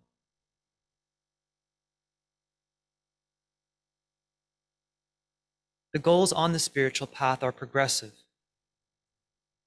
The first goal must be attaining to a consciousness of non-separateness.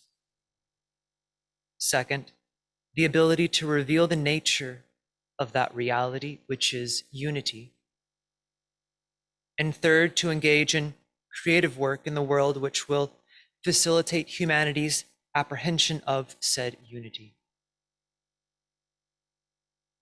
True revelation comes when synthesis supersedes sight, and when all personal gain is lost in the needs of the whole, and especially those, quote, who live within the presence but know it not. It is for them that the disciple works with stern resolve and strives for getting all reward. Yet only by living as a fragment of that presence and seeing all its parts can light be brought to those who know it not. Thus we can understand that, or see that revelation is a living process and the result of true invocative living. Our keynote asks that light supernal usher in the new civilization through the medium of the seventh ray.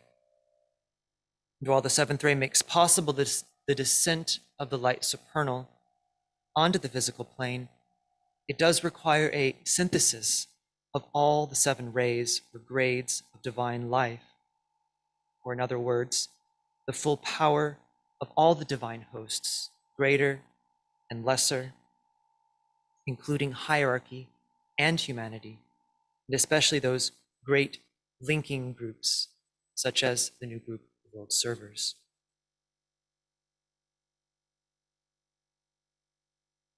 We are told that the ray lives contain within themselves, quote, the numberless manifestations of cosmic substance.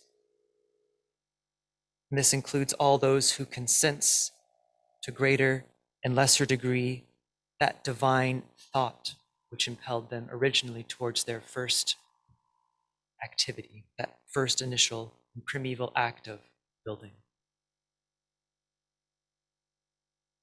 What is needed for the light supernal to manifest, we might ask? The Tibetan writes that this takes place when a transitory point of synthesis has been reached and the 7 energies are blended into one great light.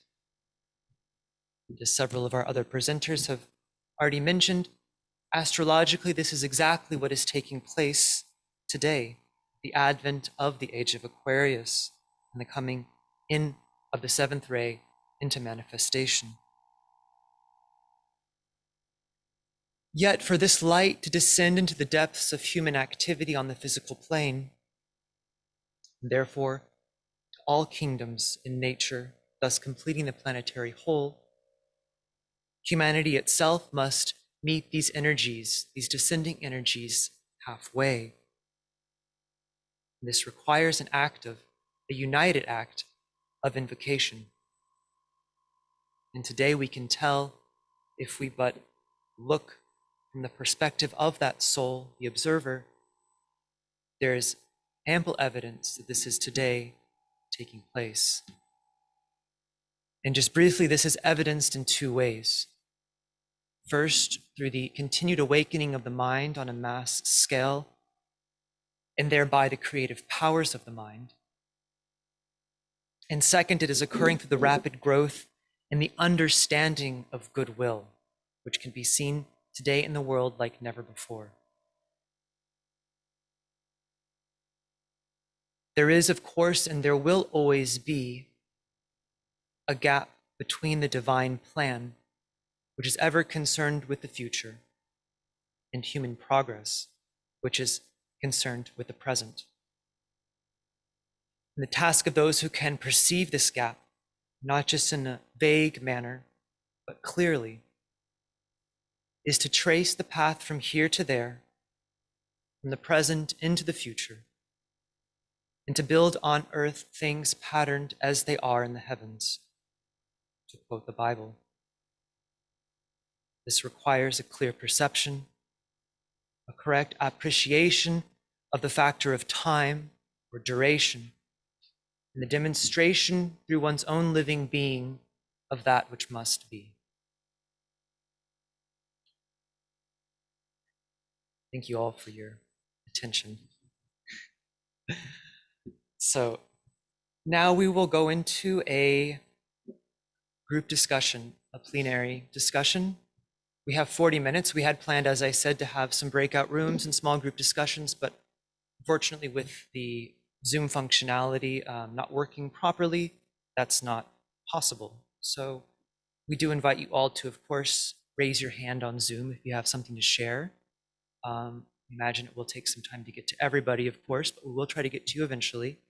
And if you would like to, you can share comments in the chat as well, and all of those online can read them.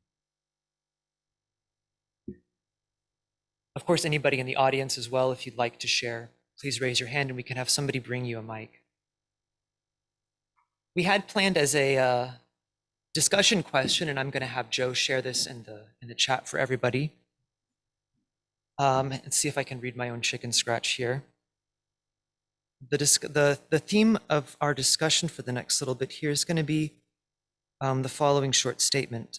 So, humanity has been called the planetary light bearer, bringing the light of knowledge, wisdom, and understanding into the new civilization.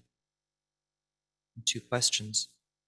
What is the role of individual disciples and of a discipleship group in preparing the way for this development? And do you see any evidence of humanity becoming the planetary light bearer? Don't worry, I'm going to read that one more time. Humanity has been called the planetary light bearer, bringing the light of knowledge, wisdom, and understanding into the new civilization. What is the role of individual disciples and of a discipleship group in preparing the way for this development? Do you see any evidence of humanity becoming the light bearer today?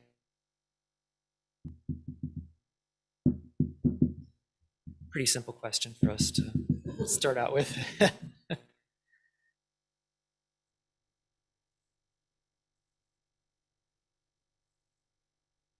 I mean, I guess the first part of this is really, humanity has been called the planetary light bearer, and what exactly we can ask, what does that mean for humanity to really bear the light? The secret doctrine states that when humanity descended on Earth, it contained within itself all of the seeds of life for all the lower kingdoms in nature. And that all of these things you can even, and as evidence of this, actually, Blavatsky pointed to the development of the human embryo, which develops into sort of different sort of forms of life that actually mirror what you might see in like the reptilian kingdom or any of the kingdoms in nature, and how even at the very basis, the basic forms of that, the gestation of that life, the human being, you can actually see evidence of that. So on a very biological and physiological level, I mean, we know that's true. But of course, today's time, what humanity is bringing in terms of light is consciousness. So we can think of light in terms of consciousness.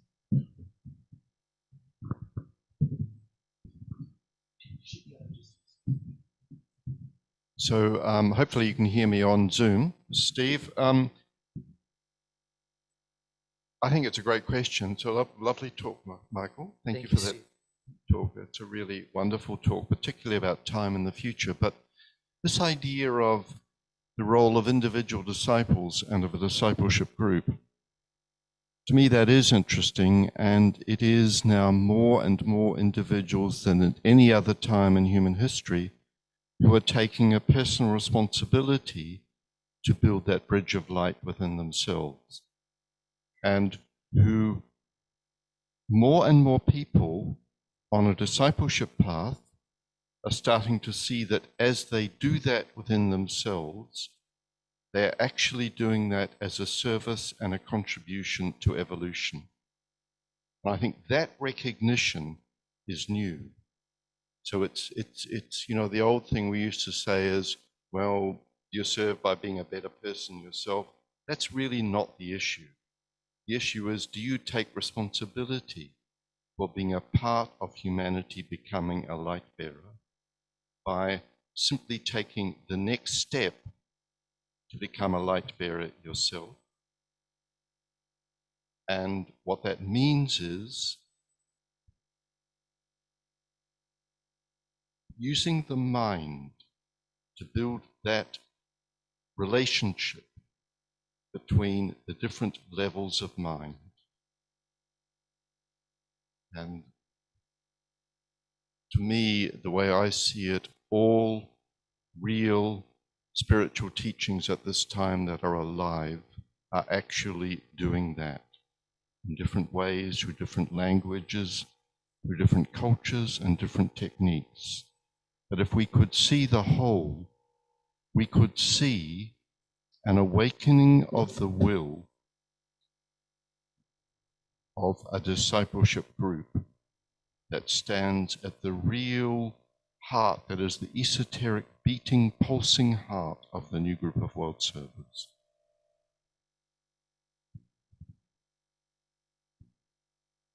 Thanks, Steve.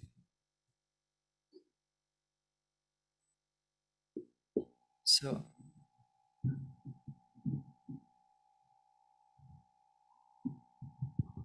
I have my Zoom set up on my phone here. I should be able to see if we have any hands raised. The reason why I want to speak right after Steve is that I want to continue, or I want to pick, I'm continuing something that is said about the responsibility of establishing that path of light as an individual responsibility, but which has a group effect. When the Tibetan gave the teachings on the building of that bridge of light between the individual mind, the concrete mind, and the synthetic group mind, the higher mind, he said that in giving that teaching, he has rendered all the teachings in the esoteric schools exoteric. So whatever any teaching group, any esoteric group was teaching from that time on was no longer exoteric. It was exoteric. And it was the highest teaching that the desperate disciples have evoked from the hierarchy. And he was giving that teaching. And then he said, in building the Antakarana, any disciple who builds that Antakarana, the building of the Antakarana is the highest service that can be rendered on this side of heaven, on this earth. And this question, this theme that we are talking about is challenging individually and as a group. But it was the desperate disciples who actually invoked that teaching on the Antakarana. Therefore, as we seek to assume that responsibility of establishing that pathway of light, we must realize that it will take a sense of desperation. The inequalities in the world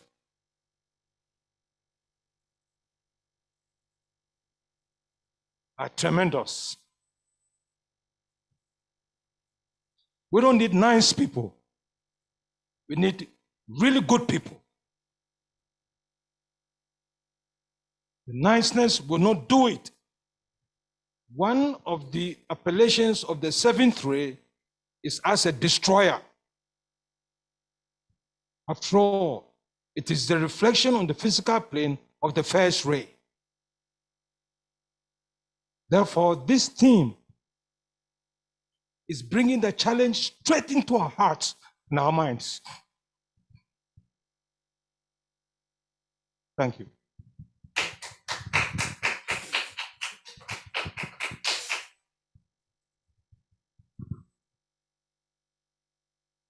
Following that that sense of desperation as disciples on the path, and that genuine yearn to know God above everything else.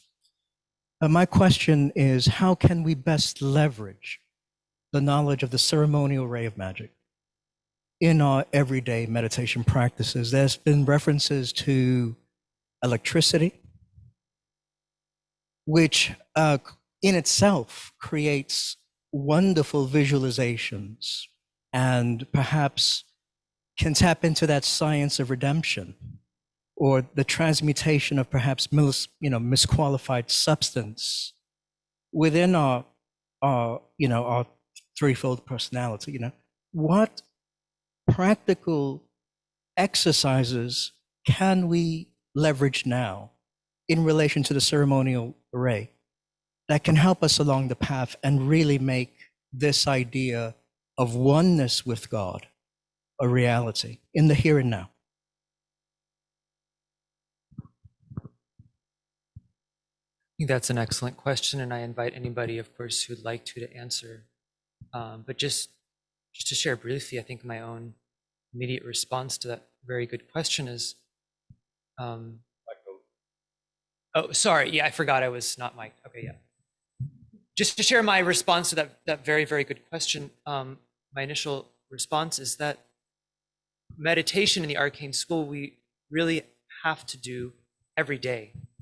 And it's the rhythmic nature and the regularity of that that actually over time produces effects in consciousness. So that's sort of the foundation upon which at least the Arcane School work is based.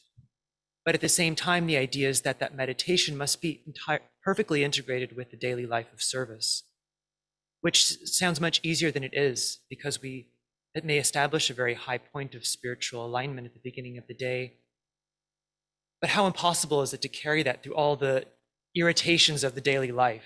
All of our technical stuff here, I can tell you I've not remained very serene in my own consciousness the whole time, because it's just it's just very difficult. So that's the challenge. And I think, of course, our relationships with others, but the ability to be perfectly aligned with that highest aspect of ourselves via the Antakarana, as Emmanuel brought up, is the highest service we can render, because through that very act is an act of radiation as well. So just being in that state is, everything else flows out from that.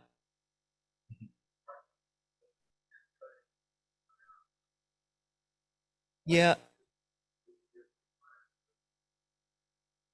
Yeah, that's what I was just thinking, Steve. So we'll hear from Maya now, and then we'll go to Santana Star has her hand raised. We'll go to you, Santana, in just a moment. Is this working? It is. Should I stand up? Okay. Well, Michael, you said most of what I was going to say. Sorry. But no, we're on the same wavelength, right? No, I was thinking very similarly. All of the meditations we're being asked to do as disciples that have been shared through the Arcane School are just an example of an opportunity to do group work and group meditation on a global and a cosmic level. We're being asked to harmonize and align ourselves with the cosmic energies and the rhythms of the planet and the solar logos through that work. That's group work, that's group consciousness that we're bringing in through that group work. And similarly, from the first question that we started with this discussion, that is the model and the role that hierarchy is already demonstrating, a perfect expression of group consciousness and group work. All the rays creating light supernal, or bringing light supernal down to a level in which we, as the human kingdom, particularly through the new group of world servers, which is on the human level, an example and an expression of that same group consciousness and group work, we can begin to model and express the same role and the same perfect cooperation that hierarchy is already demonstrating. I think that's what we're being asked to do, is to continue that modeling and that bringing down of that perfect expression of light supernal and group cooperation, and continue to bring it down until humanity as a whole is like the new group of world servers. So we'll go ahead and now go to Santana Star. Let's go ahead and see if we can, Joe, if you could have her unmuted. Yeah, I think I'm unmuted. Can you hear me? Yes, we can. Okay. Well, just thank you, everybody, for the amazing input at this conference. And Steve and Emmanuel did say a little bit about what I was going to say, the importance of building the bridge of light to the intuitional plane, and the importance of trying to maintain that occult serenity I mentioned yesterday, to be able to, with inner ear, hear the impressions, and perhaps with the inner eyes, see the vision coming from hierarchy of the plan. And also as an individual, seeing outwardly and hearing outwardly the need of humanity, and then as an individual, cooperating with all the groups of light workers, and obviously triangles, world goodwill, moon meditations. There are many, many groups working all around the planet, as has been mentioned, and working with the new group of world servers. But it has been said about humanity becoming the planetary light bearer, that when light shines, the darkness is illumined. And I've heard from different angles and different voices, oh, the whole system is broken. So this is part of the work of the increased light, because we see more darkness, but also many groups are working with the energies of light and love, propelled by divine will to create the positive changes in the very fabric of human life.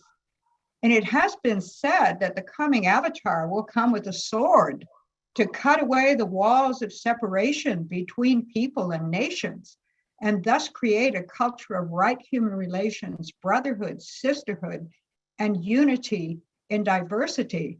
And I really feel that people around the world are getting out their swords and holding up their torches to help educate the ignorant and alleviate human suffering. And the people all around the world, due to our communication system, cannot help but be aware of world problems and world need, are connecting with each other via Zoom, Skype, and social media, forming groups working on all aspects of human problems. There is a sense of a huge group all around the planet, standing in a great circle of light and love, holding hands, their hearts and minds illumined with the love, light, and power of the Christ and his hierarchy. Thank you. Thank you.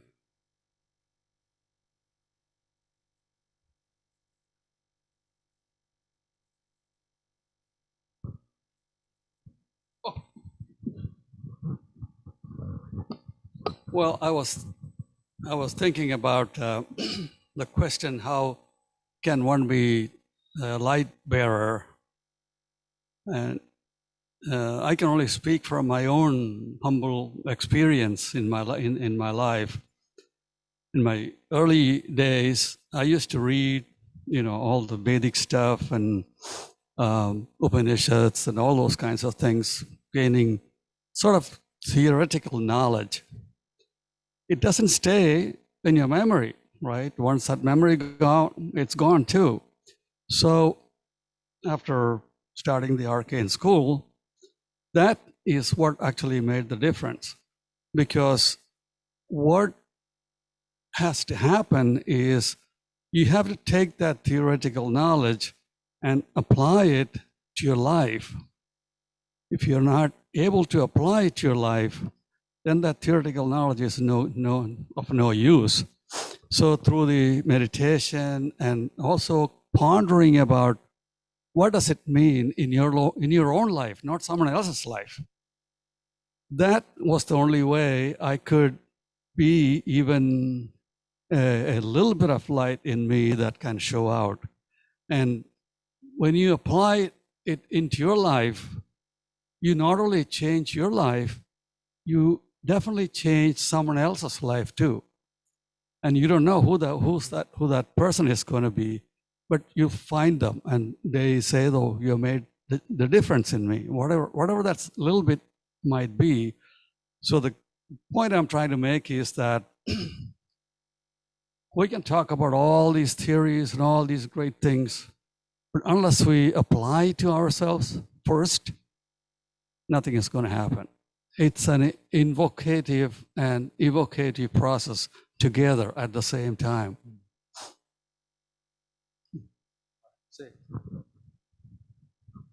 Thank you, Tom. I just wanted to invite Chris and Lawrence, if you're there, if you wanted to come back on, turn your videos on and have something to share, please feel welcome to as well. We had planned after these small group discussions, which now, of course, never happened, to bring both of you back in as well. So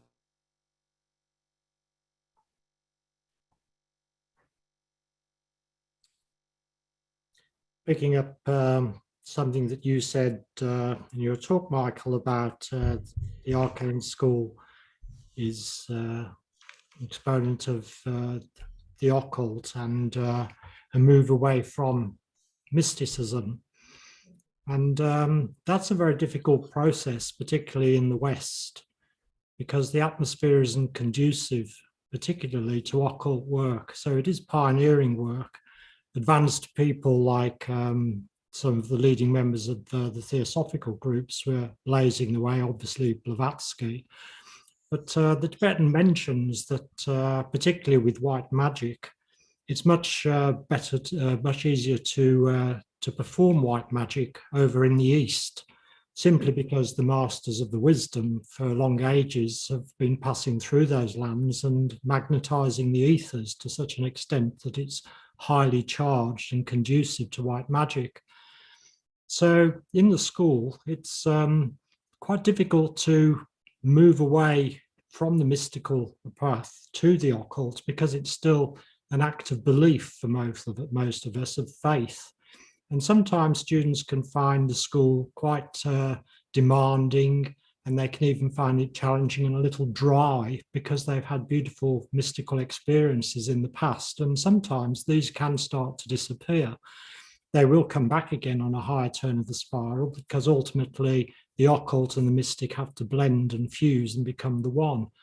But the occult path of learning how to work with energies, we talk about so many different energies, but the actual discrimination between what's coming in during any particular period of the year or of planetary evolution is something that we're slowly becoming sensitive and learning to how to absorb and to direct through the centers, and it is a science. So I think that the way that the school works is very much helping us as individuals, because it would be very much a struggle on our own to try and learn to do this. If you look at the Tibetans' teachings, they are so abstruse, really, from esoteric psychology through to white magic and parts of discipleship, telepathy. But they are such an exciting challenge when we take them on as a group, because with a group, when we're performing our daily meditations, we're doing so with the group, and we have a channel of access to group energy, and that is accelerating the whole process. So this group experiment at this particular time in planetary evolution, when we're in such a period of crisis, is such a wonderful form of service that we can all participate in. And I'm just really highlighting the fact that when you sit down to your morning meditation, you certainly have this feeling that you're not at all alone, and you really can feel the power of the group working through us, and the effects that is having in the world, is probably quite significant. Lawrence, yeah, it was a very good idea to sort of bring in that sense of when you join the school. I think a lot of people, of course, we have a secretarial help with every student as well, but it does take some time to sense the group for some people, and for a while you do feel like you're on your own, and then suddenly you do sense that subjective support and work together, and it does build over time. But I think also that what you were saying about the East, he also says that the West has got a very strong lower mind, concrete mind, which is, part of the plan, and nothing wrong with it. But it does mitigate against that really sensitive receptivity and being able to be impressed by those higher forces. And we just expect so much so soon, and these things take an awful lot of time, don't they? They really do. But that shouldn't put us off, because we don't know the progress we're making sometimes, and the help we're giving other people, or the light that is being shed. And that's the faith side, just to act as if for a while and persevere. And the perseverance, of course, is the seed of the will. And all of these things build and build and eventually materialize into something that is more tangible to one. But that's the decentralization, isn't it? Not looking for these results all the time, but just having that faith of standing as a purest channel you can be, until such time you can knowingly distribute those energies of light. Well, that's the real value of the school, isn't it? Is sort of magnetizing the ethers, which just have such a lower concrete mind energy within them. I mean, I think that's one of the reasons why psychic experiments don't usually yield many results, because people who are natural psychics and can do many amazing things, when they're in the atmosphere of a controlled laboratory experiment, they have to contend with the lower mind, which actually mitigates any kind of that psychic phenomena taking place. But getting back to the Arcane school, I mean, the great thing that we're doing is building our way out of the lower mind, which is very much an important platform from which to project. Because if you don't have the lower mind from which to project, you're going to be projecting from the emotional plane, from the astral plane. And we see so many instances of this where all sorts of inspired teachings are coming through, which don't quite make the grade because they are of the higher astral plane. So having that lower concrete mind built quite strong and sturdy as a platform is a very valuable part of human evolution. And from there, to build towards the abstract mind when the actual real magic can start to occur. And I believe that the Tibetan calls the people who are starting to weave the Antakarana, he calls them, what is it, entrepreneurs in Phohatic enterprise. He calls it an electrical activity. And the body is completely made up of all sorts of electrical forces, and it makes complete sense that we can create magnetic and electric fields and project them to higher levels of consciousness. And it's a very exciting thing to be participating in at this time with the group. And the group is going from power to power each year. We feel it ourselves, just going through the conference period is quite an ordeal. I mean, the etheric pressure of it is amazing. You just feel it really sort of bearing down on you over this period, and it's evidence and proof of how much potencies are being passed down to us.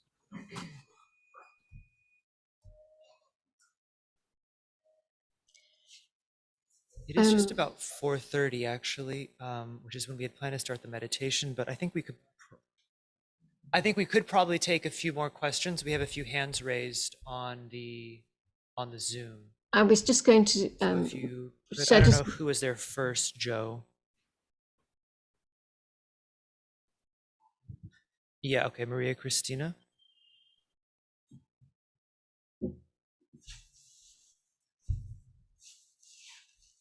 Maria Christina, are you there?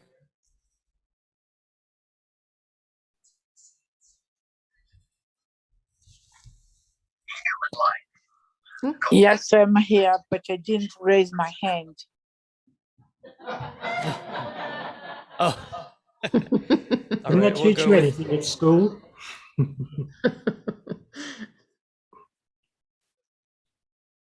All right, Angela. Hello. I just wanted to add from what's already been said about the school is the aspect, going back to the question that was asked earlier about what we can do individually, the aspect that I find particularly intriguing with doing the day-to-day work is through the school, learning about that expressing in our day-to-day life. And I work in an office, and I find there's ample challenge in the office to practice what I'm learning on the spiritual side through the study. So for me, just the very simple idea that, you don't have to quit your job and dedicate yourself full-time 24/7 to the practice. You can do it in whatever aspect of life you participate in on the day-to-day in the mundane world. To me, that makes intuitively the most sense. And whatever we're doing in our day-to-day right now will provide us with ample challenge to exercise what we're learning through the study and as we grow our spiritual muscles. Thank you. Thank you, Angela. We could go now to Kit.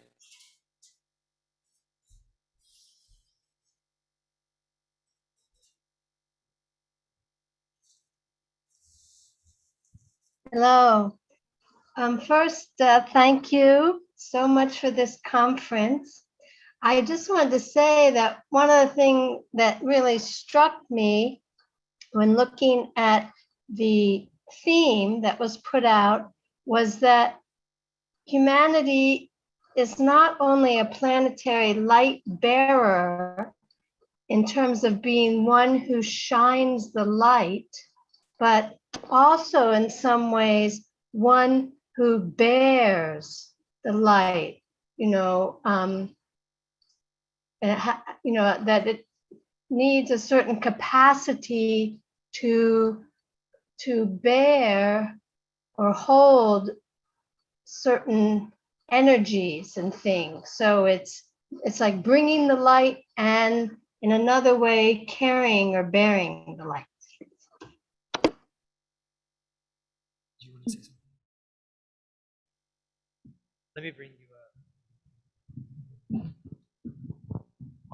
Steve has a microphone for you. So I'm actually that new person that is still like in the beginning that some people were mentioning. So to this new person and to that part of the question that asks for evidence, what is possible? Because a lot of evidence that has been references was on the subjective side, and I'm not sure if I can still grasp that. And there is part of me that says like, maybe my concrete mind, that part saying like, is this really service, or should I quit my job to do something that is more purposeful? Yeah. So yeah, maybe some evidence. I don't know. Well, that's a very difficult question, actually, and our discussion period is sort of winding down. Unfortunately, I don't think we'll have too much time to discuss that more in depth. But just to say though that in the first degree of the school, we have a meditation report form, and the final question of that report form asks students if they can, what evidence of the new group of world servers do they see in the world today? And it's always the hardest question for everybody to answer. And reflecting on why that is, I think it's just so easy to see all the failures and the faults around us. And that's naturally where our attention is drawn, because that's the point of conflict, really.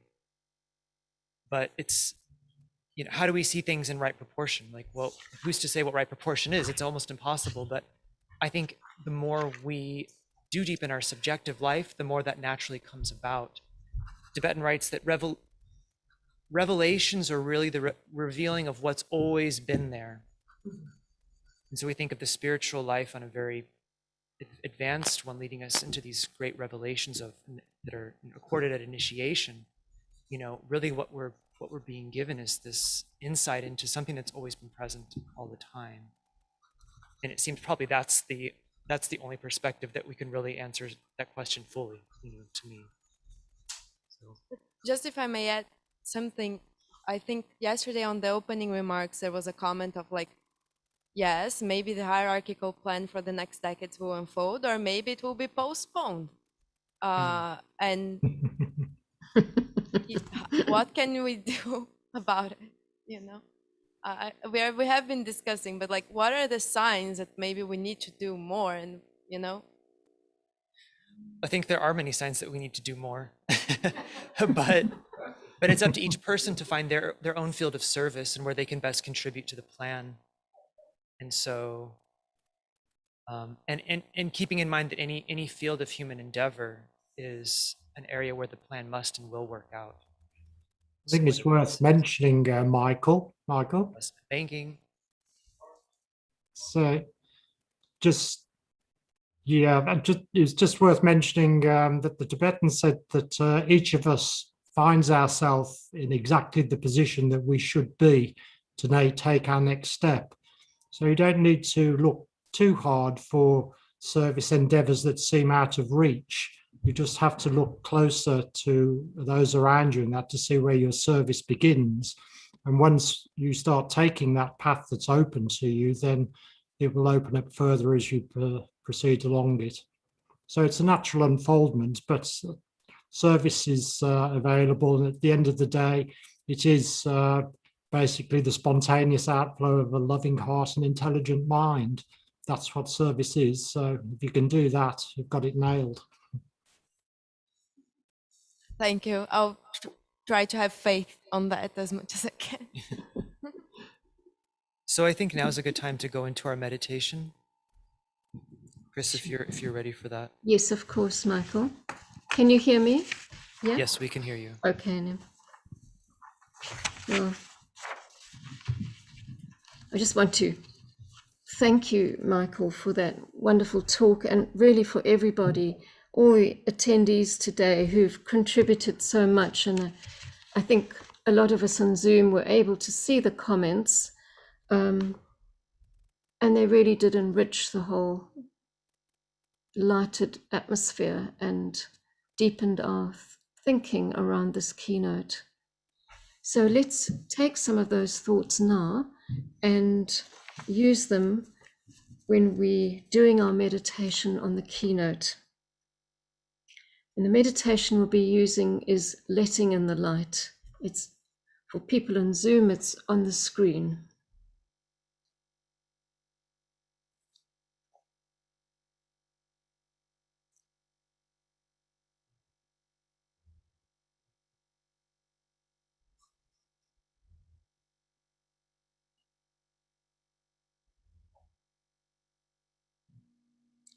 Group fusion. We affirm the fact of group fusion and integration within the heart center of the new group of world servers, mediating between hierarchy and humanity.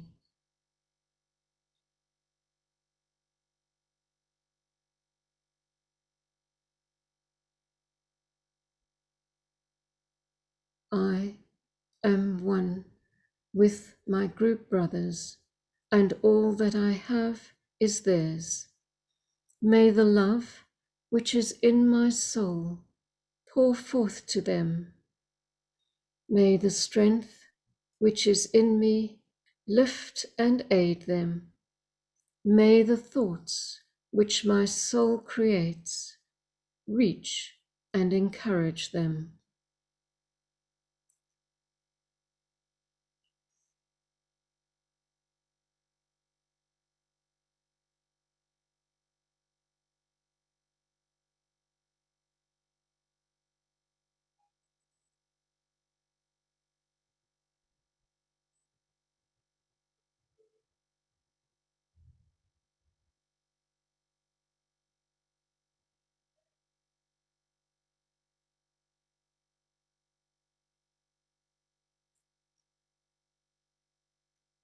Alignment.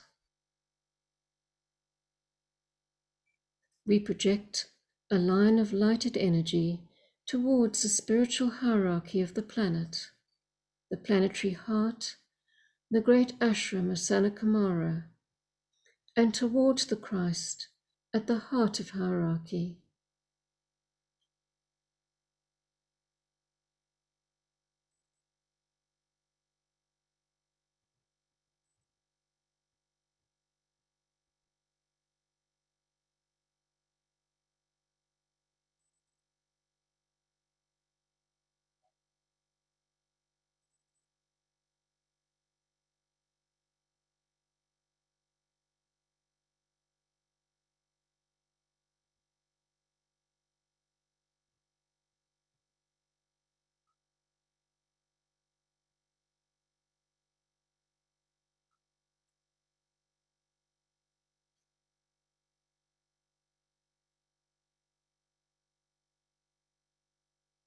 Extend the line of light toward Shambhala, the center where the will of God is known.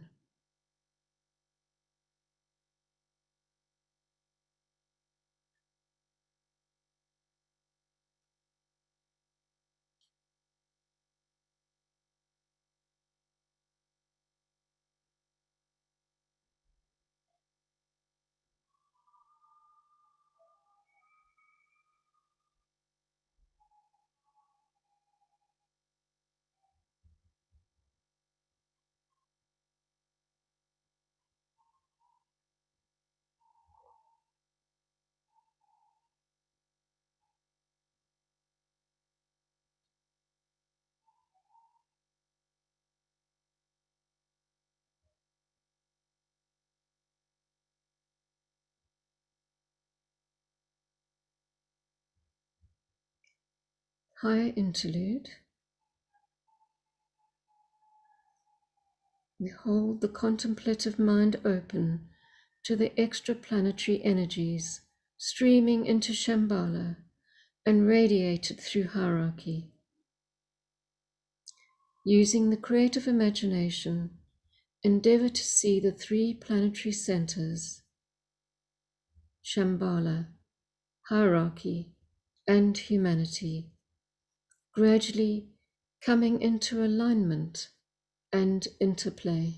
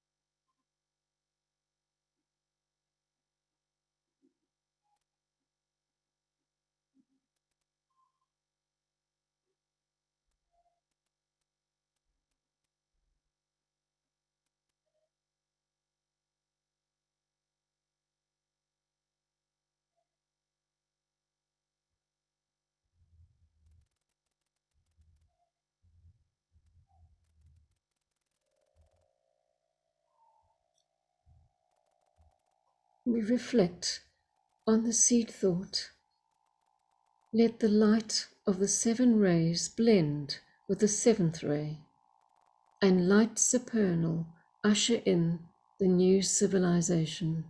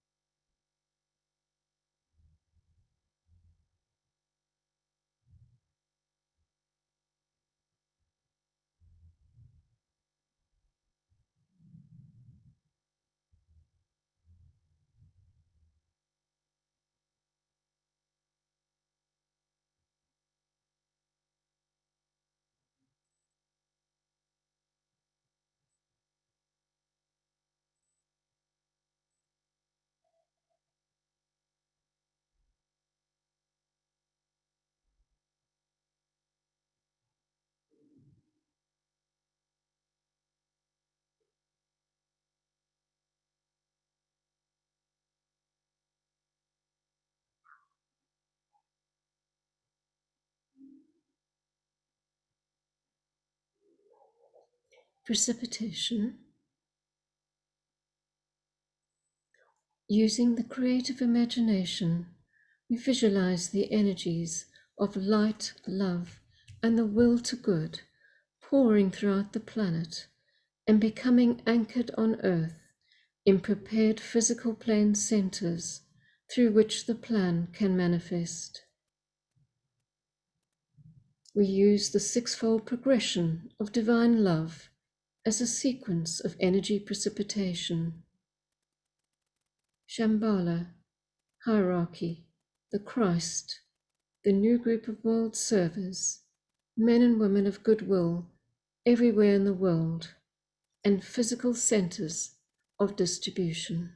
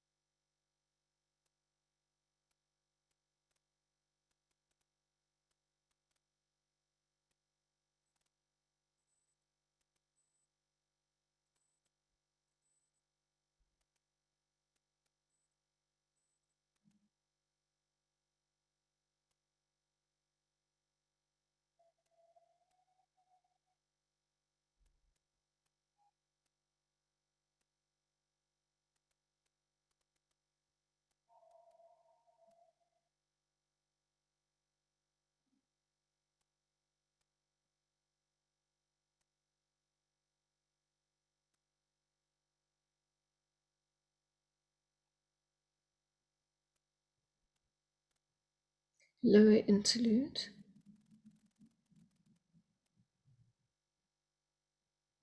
We refocus the consciousness as a group within the periphery of the great ashram.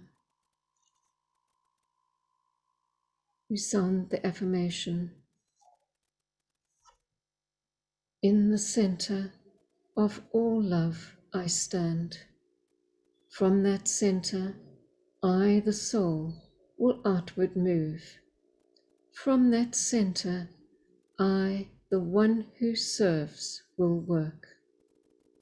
May the love of the divine self be shed abroad in my heart, through my group, and throughout the world.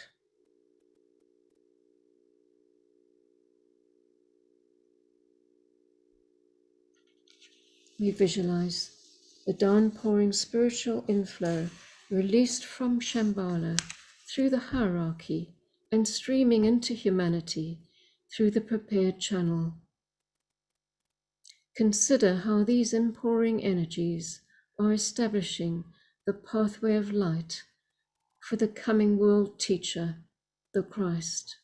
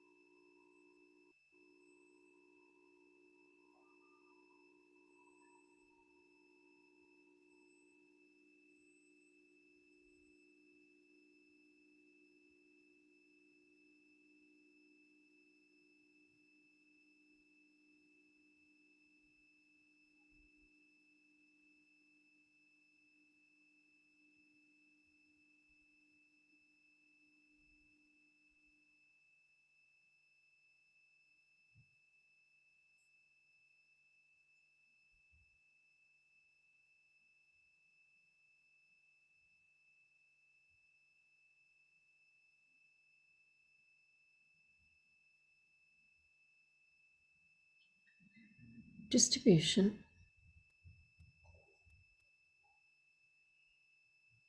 As the great invocation is sounded, we visualize the outpouring of light and love and power from the hierarchy through the 5 planetary inlets: London, Darjeeling, New York, Geneva, Tokyo, irradiating the consciousness of the whole human race.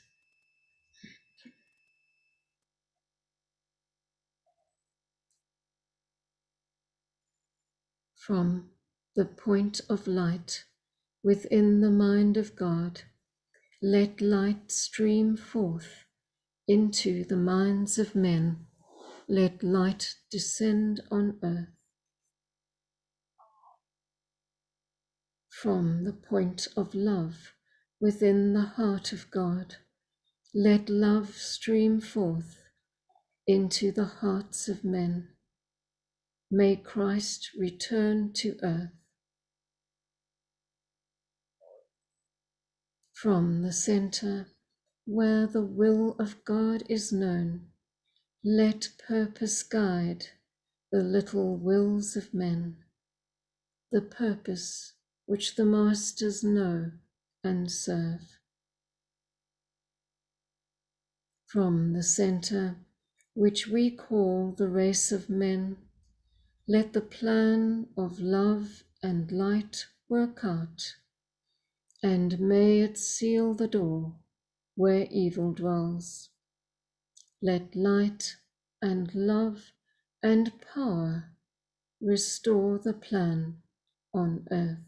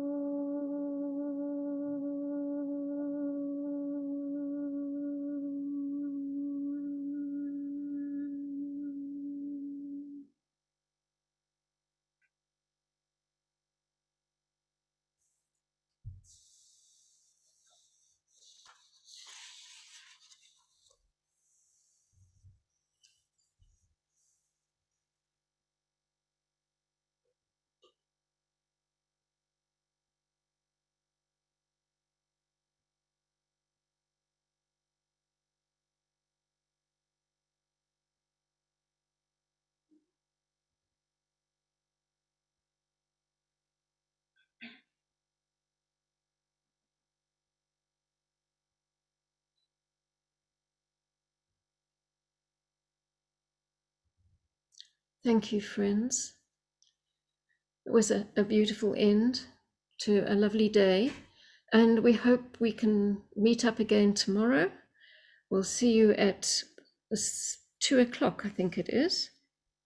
Yes, 2 o'clock.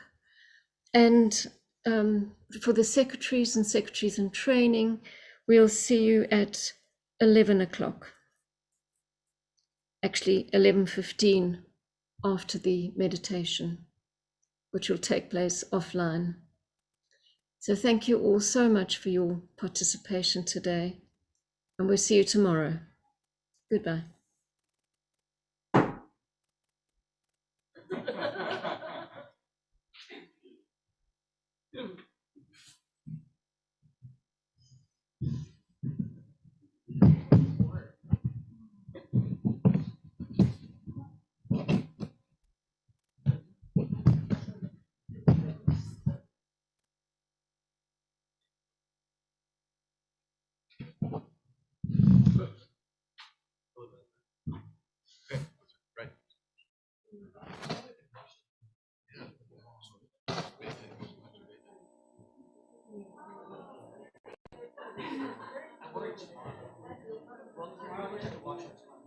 Yeah, I know. I know.